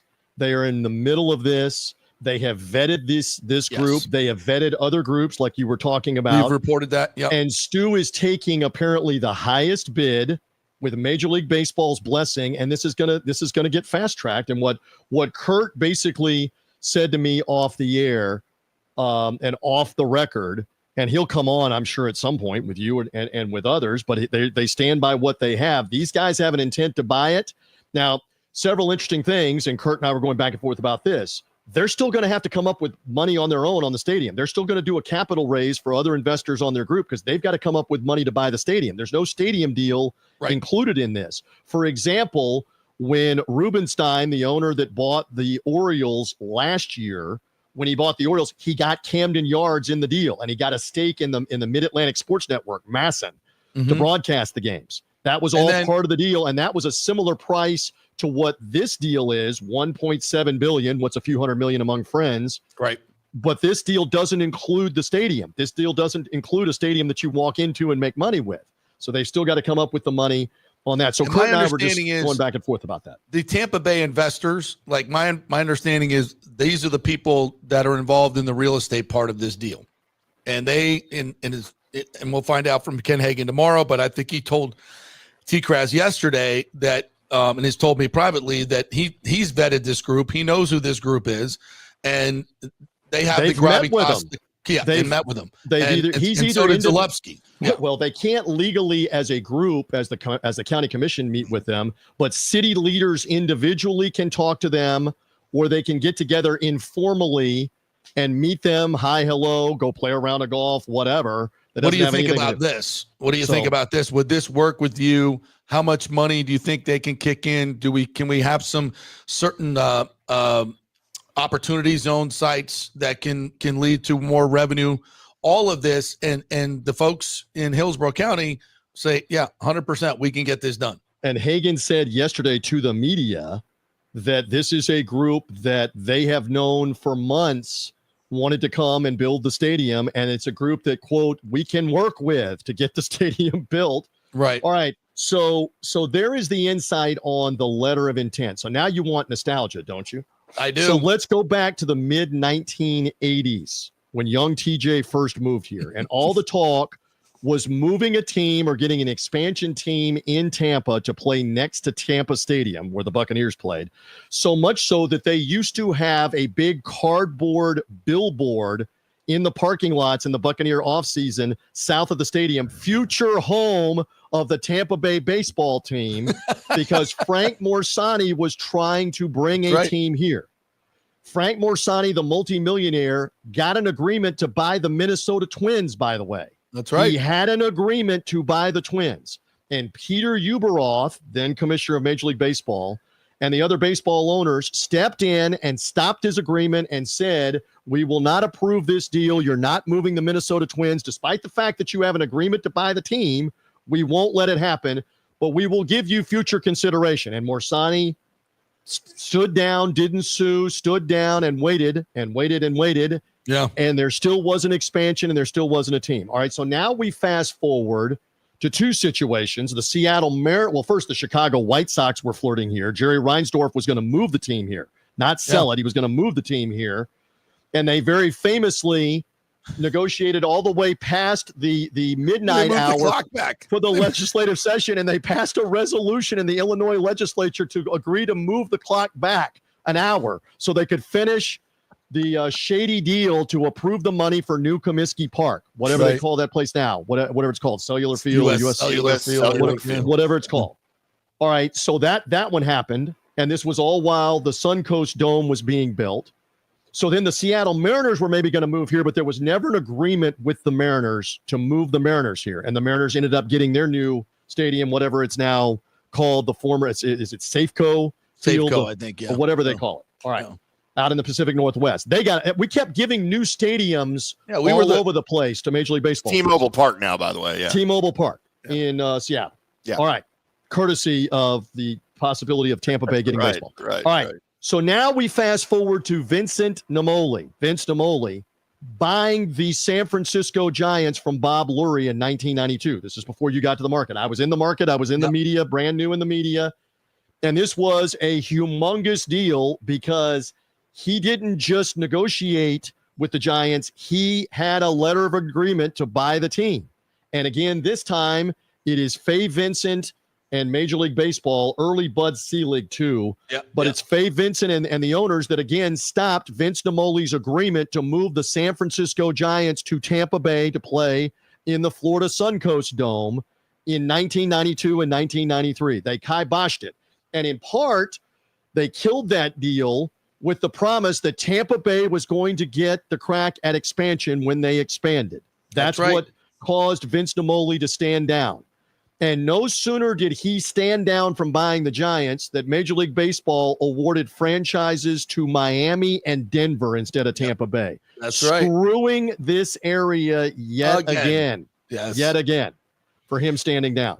So Miami, Florida, they got to play Major League Baseball for about 5 years before Tampa did, playing in the Dolphins' old stadium. Along the way, disastrous. And remember the Colorado Rockies, the Denver team was playing in Mile High Stadium. Yeah.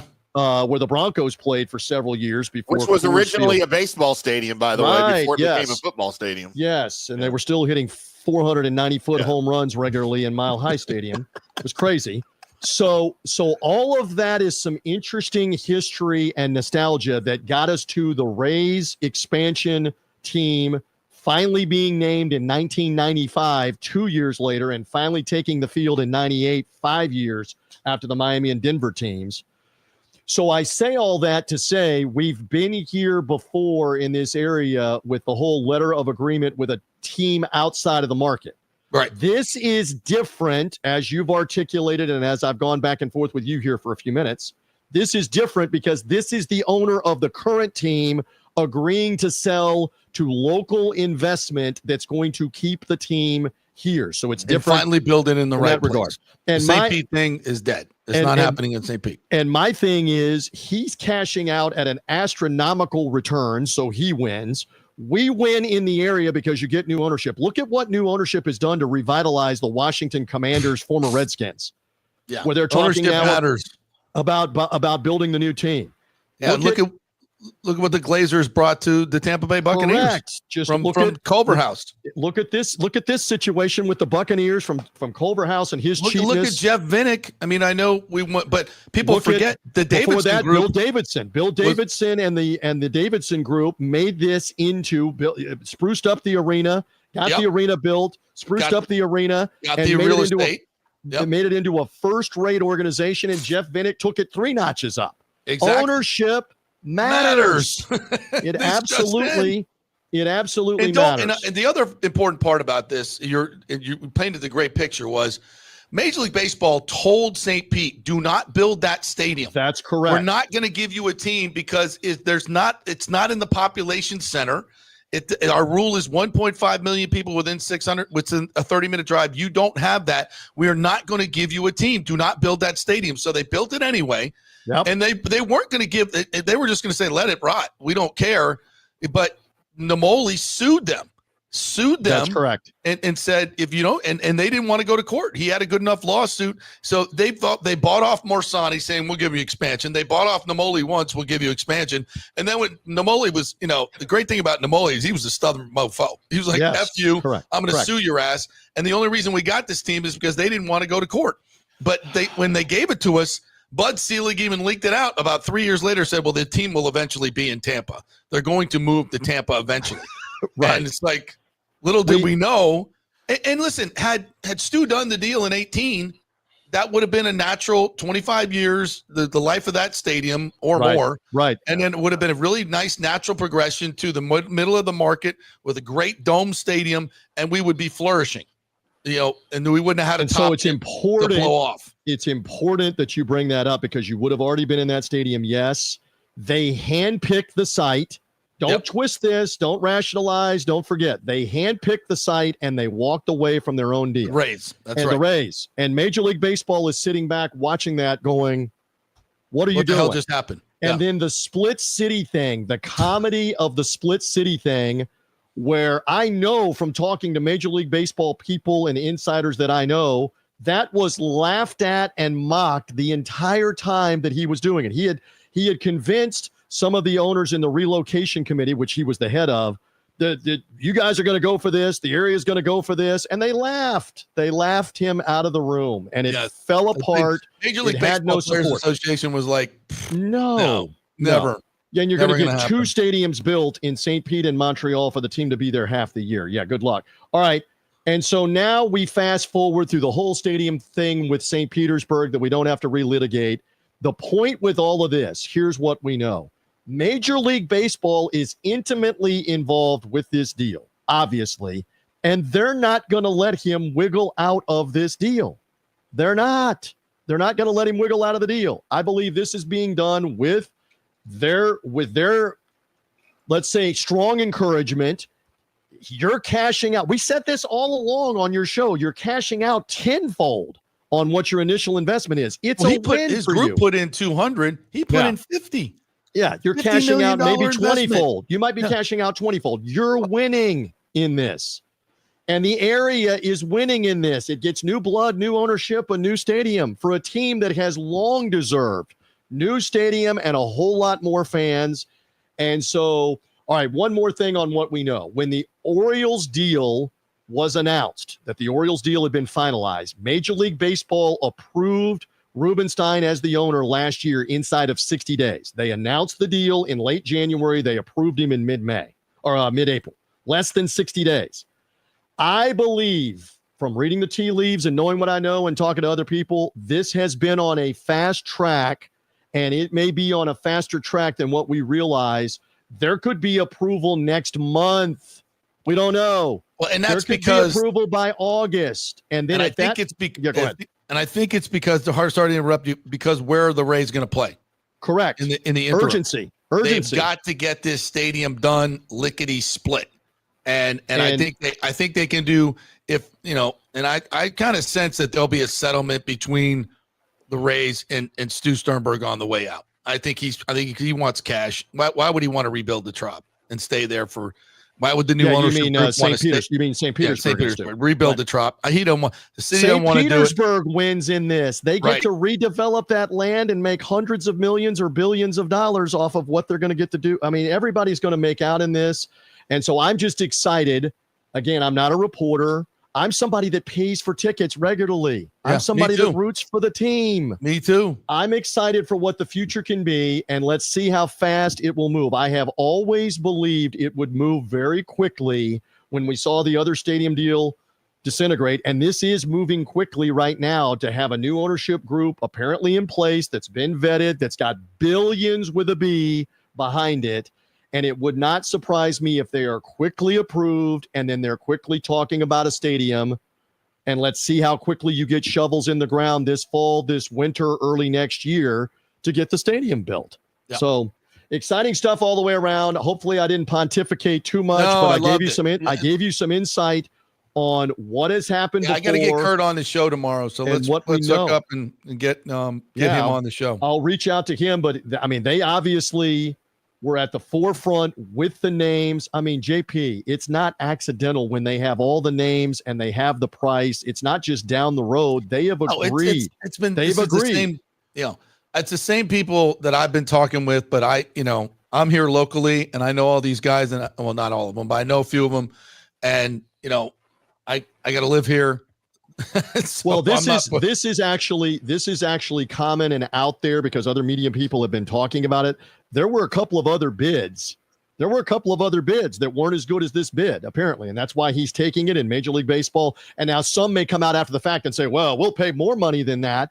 Yeah, but that's happening. And I addressed that earlier, and you can back me up on this. This is not just about going to the highest bidder. It's about getting a stadium done and getting a group that has local ties and has the gravitas and the trust of the local officials to get the stadium done. Because this guy in Memphis, he's got a hedge fund. I'll throw in. I know John Morgan, Greg Warmoth from Channel 9. I've been going back and forth with him, and he's good friends with John Morgan. And Morgan will come out today, if he hasn't already, and said, "I'm gonna bid more money for these Rays. I got more money, and I'll bring more money to the table." Here's the problem. The train left the station weeks ago. Yeah. Right. The train is gone. He has a letter of intent, which for all intents and purposes is the sale terms for the team. It's not the final agreement, but as long as the ownership group demonstrates whatever's in that agreement that they have the money when they're supposed to have it. And why would we believe they don't have the money if we've gotten to this point? They got the money. They got the money. And Major League Baseball has vetted them, right? Or we wouldn't even be as hard as we are now. They vetted them back in December. Right. Just like they vetted the Rubenstein group that bought the Orioles, just like they vetted Stephen Cohen that bought the Mets, but especially in this case and in this instance.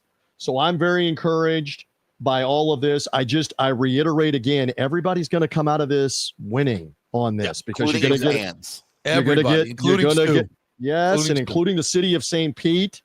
They dodged the bullet. Yeah. So stay tuned.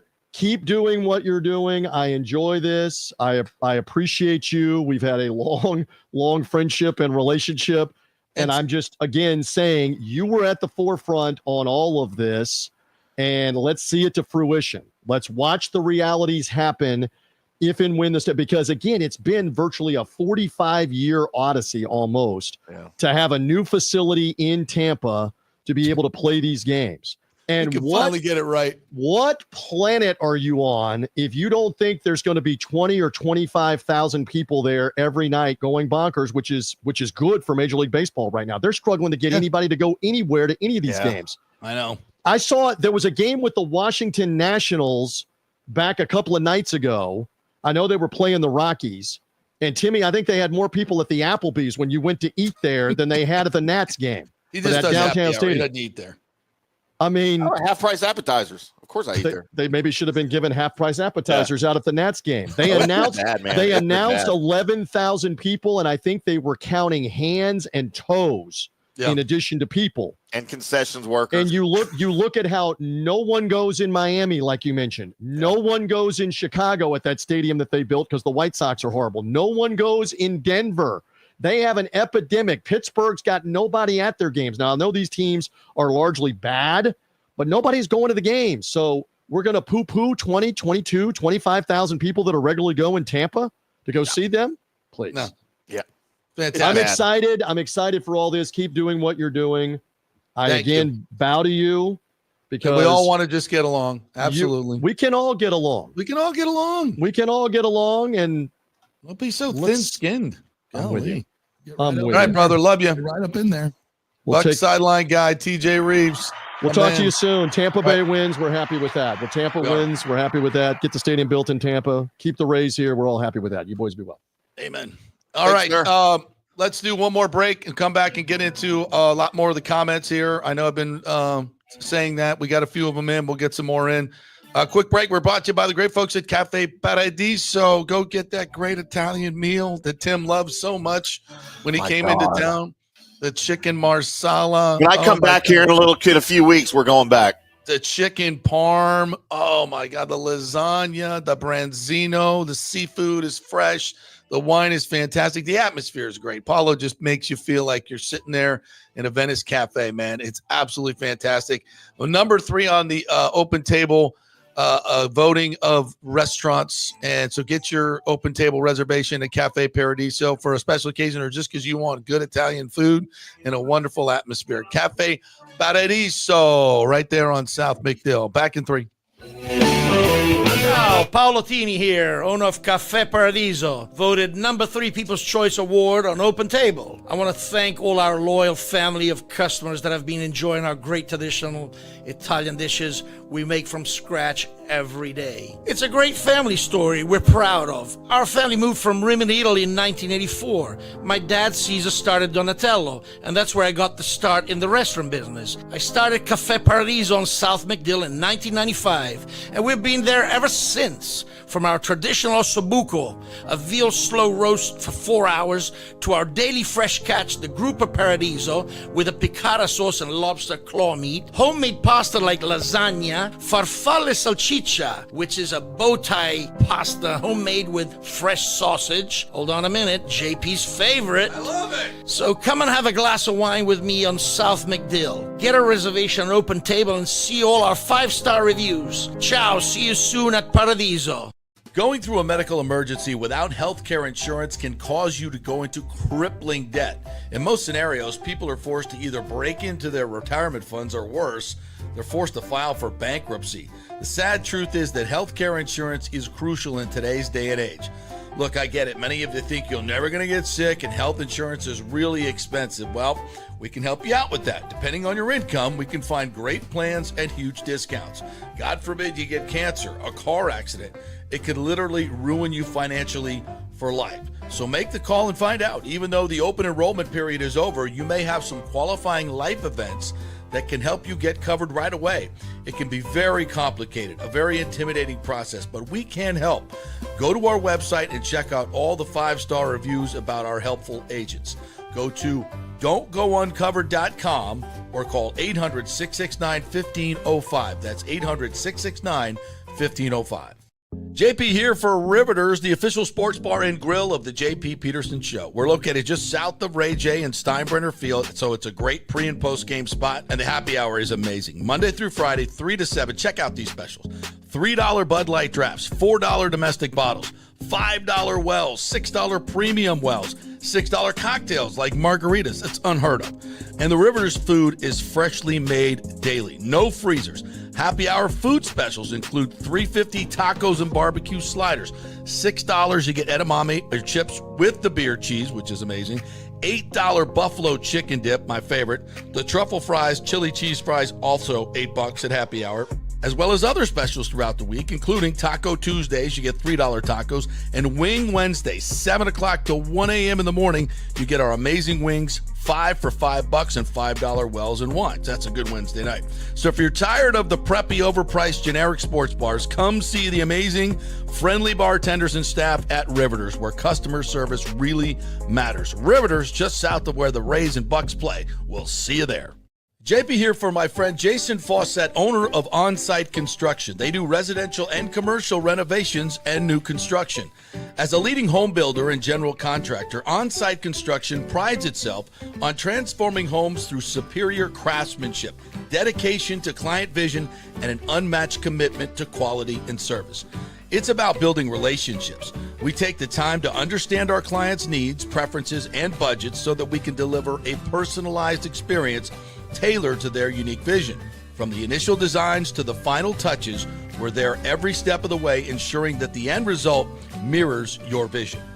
Here are some testimonials from happy customers. G. Gibson says, no hidden costs, very honest, reliable, creative, and communicates well.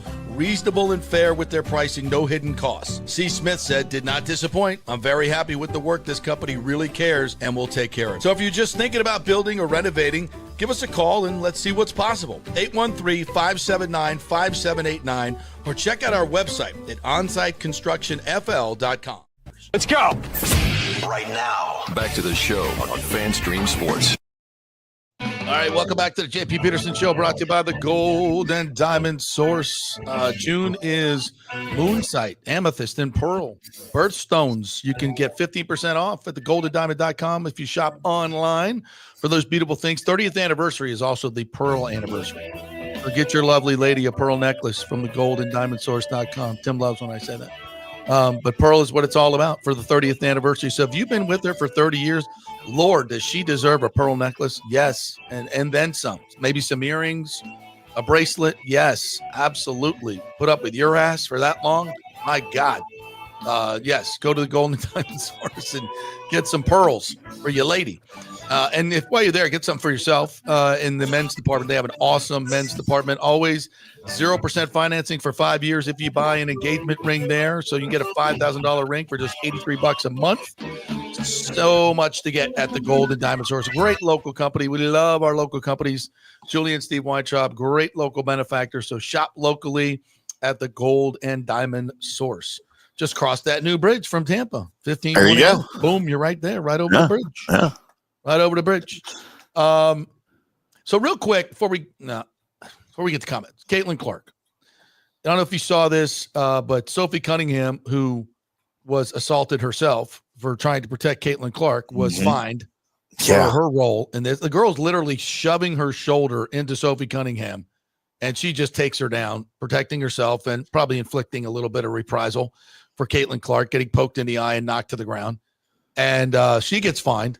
Rick Bucher comes on Colin Cowherd's show and is saying why this is all that Caitlin Clark talks too much trash. She's combative, and that's why she hasn't been welcomed into the WNBA. It's all her fault. And everybody wants to make it about the rest of the league, but it's all Caitlin Clark's fault. Can you honestly believe this?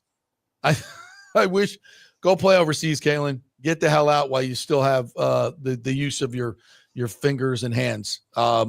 It's just gotten to a ridiculous situation, and I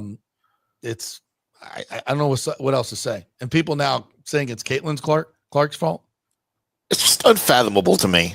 Oh, we talked about this at length on the Colby Sapp and IndyCar Tim show last night, 8:00 Central Wednesday night. Because you guys talk a lot of WNBA typically. And it's funny because we started the segment with Colby asking me, Tim, 7 years ago when you started a little trash can show in your garage called the Drunk Sports Podcast, did you ever think you'd be opening a show with WNBA talk?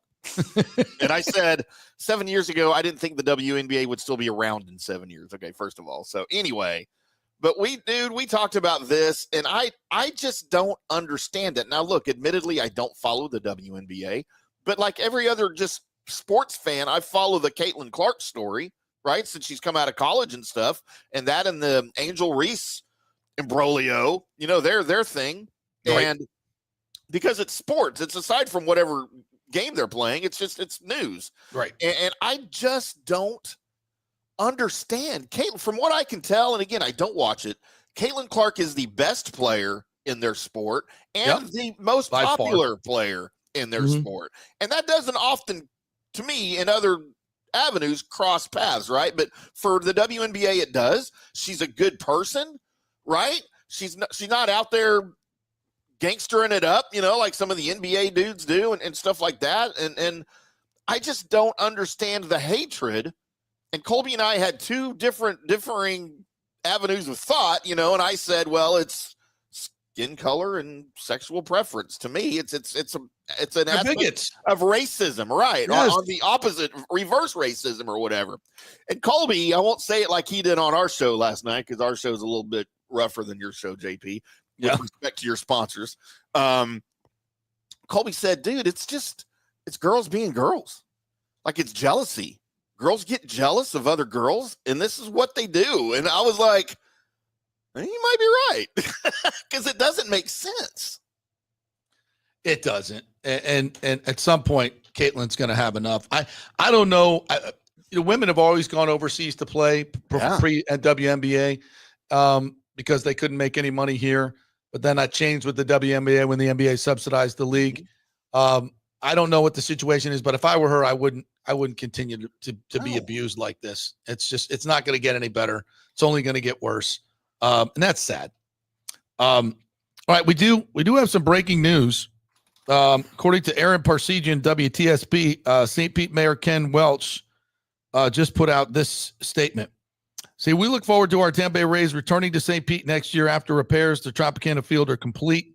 We're excited about the possibility of new ownership and discussion on the Rays' future in St. Pete and Tampa Bay for the long term. Our highest priority is the fulfillment of the economic promises made to the historic gas plant district community and the future benefits that the site's redevelopment will bring to our entire city. So to me, it looks like they're going to go back to Tropicana Field, which in the near term is fine. I think that's fine if they really want to put that money into it. But are they really looking about? I still don't think this means the St. Pete deal is revived. Our highest priority is fulfillment of the economic promises made to historic gas plant district community and the future benefits that this site's redevelopment will bring to our entire city. He says, future in St. Pete and Tampa, future in St. Pete and Tampa Bay for the long term. So what he's saying is, we'll rebuild the Trop. So this is what Manfred has said. Let's play in the Trop for 3 years, rebuild at St. Pete, and then Tampa Bay long term. So the new stadium is in St. Pete. So I don't take this as, hey, we're going to revive the St. Pete deal. It's he said discussions on the Rays' future in St. Pete and Tampa Bay for the long term. So I still think that Major League Baseball is like, no, let's get the Trop done for 3 years. Then we'll have the new stadium in Tampa. This makes sense. So I don't think that changes dramatically. And again, if they're going to play the Trop for, we'll deal with the smell. All right. Jonathan Torres says, talked to a bunch of my buddies this morning. If the team gets sold in a new stadium built, we're there from day one from around the country. Please let this sale go through. I'm with you, Jonathan. Absolutely. Mike H says, I get it. St. Pete has the Gulf of Mexico, or Gulf of America to the west, the Bay to the east, Skyway Bridge to nowhere to the south. Oh, the humanity to the north. Yeah, it's just not a good spot. It's not a good spot. John Rohrbaugh is new in here. The Rays need to be in Tampa. Nobody wants to go to St. Pete. Well, not for baseball 81 times a year. Everybody loves to go to St. Pete. Let's not be mean. We don't tolerate provincialism on this show. We respect all of Tampa Bay as one. So, Sulphur Springs Dodge, I don't see it, Thomas. It's too far from downtown, in my opinion. Fairgrounds and Rage are really good spots for the Rays' new stadium. To see the Fairgrounds, to me, even though it's not downtown, does bring in it's a more regional spot. It's a more regional spot. You have the casino, possible sports book, possible, you could build a whole mixed-use spot there and just really starts connecting us even more towards Orlando as one big city, which eventually will happen. I think it's economically easier. Parking phenomenal. I think that's doable, and especially if there's a bright line stop right there, that would certainly work. And there'd be some. I'm guessing some state input into that. Right. Andre All Day says fairgrounds and Ray J really. Oh, we just did that one. Sorry. No city taxpayers should be made to fund $1 billion stadium, have to spend their yearly income to go to a game. Absolutely, Christopher Cole. And listen, Hillsborough County is not going to do a deal like St. Pete and just write a blank check to Stu. It's going to be responsible, and it's going to be paid for by the users over time with those special taxing districts. Yep. Hunter says, just met Kevin Kelly walking on the Riverwalk while listening to the JP show. Awesome. There you go. That bullpen last night. No hits allowed after the second inning. Wait, who was listening to the JP show? Kevin Kelly or Hunter Tubbs? Or were they both listening to the JP show? I'm sure. I hope you shared the show with them, Hunter. Let's go. That's right. Kelly, Useda, Clevenger, Montgomery, Forrest Whitley. Run, Forrest, run. And then Fairbanks at the end. So nicely done, boys. Rohrbaugh says, I think Ybor is the option. I still think that could be. It's a great site. It's a great site connecting it with downtown. Really would be. The end of the JP will solve the Middle East crisis. You're damn right, B. If they would just listen to me. How about that? Oof, wow.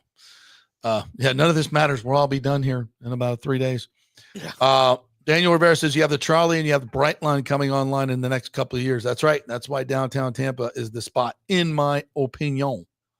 Talking Bucks says, well, this might affect in a good way the Bucs stadium renovation plans. That real estate development of the Bucs Lot 14 makes even more sense if they build a race stadium where the Tampa Stadium was. I agree. I think that would be a great spot for it, but you'd have to get the Glazers together with Zalupski's group.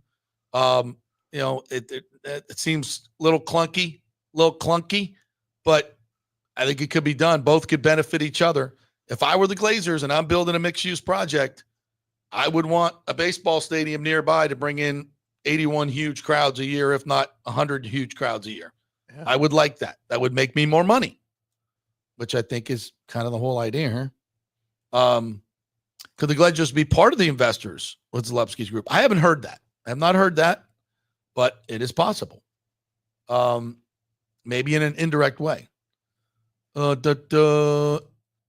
Mike says, does Saudi do like Saudi does to build an artificial island in the bay to house the stadium?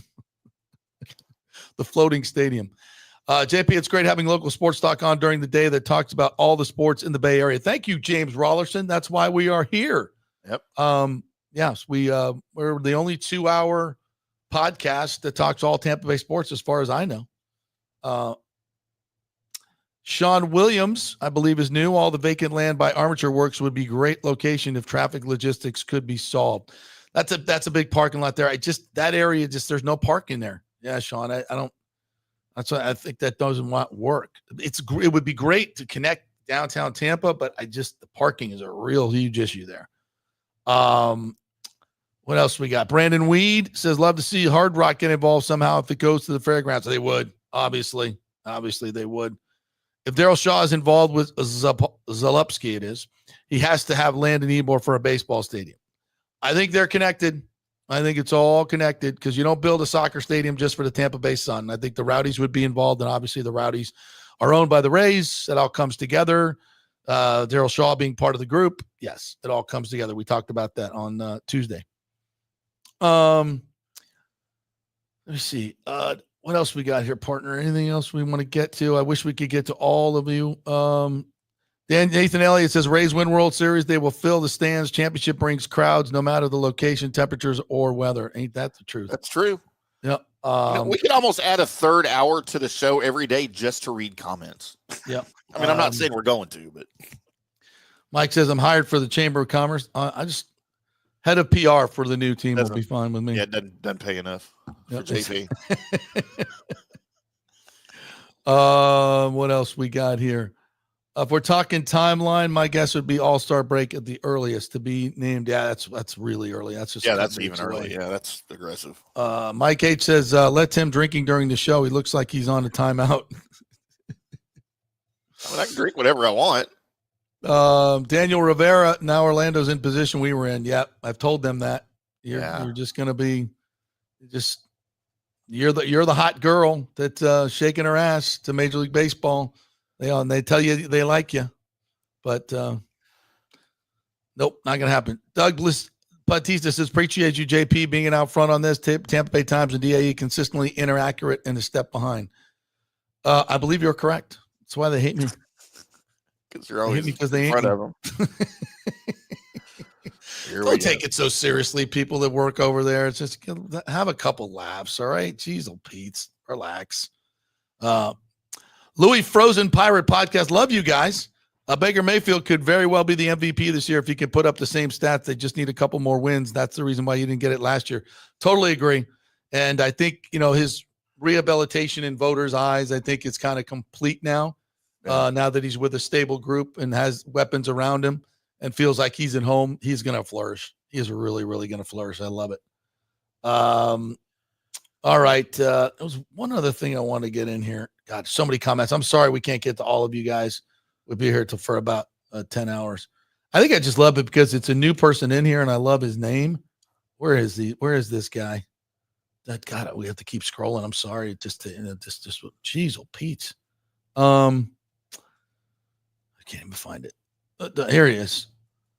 Nope, there he is. Stank is my baby's daddy. Fairgrounds or E-board would be the coolest spot. I love the name. Stank is my baby's daddy. As long as it's not Tim is my baby's daddy, I'm good. Says Tampa has been a baseball town for 100 years. It's crazy the team is in St. Pete. The fans are in Tampa. We'll leave on that. I mean, as I started this show with the analogy of last night's comeback from 8 down, the biggest comeback in the history of the Rays at home, as is this ownership change, I'm hoping. I think it can be an absolute home run for this team, for this stadium, for the people of Tampa Bay, that we can finally get it right. We can finally get it right and see it explode here in Tampa Bay. Absolutely love it. Tomorrow, Ken Hagan on this program. Join us for that. Go Rays tonight. Go get them again, and we will see you tomorrow.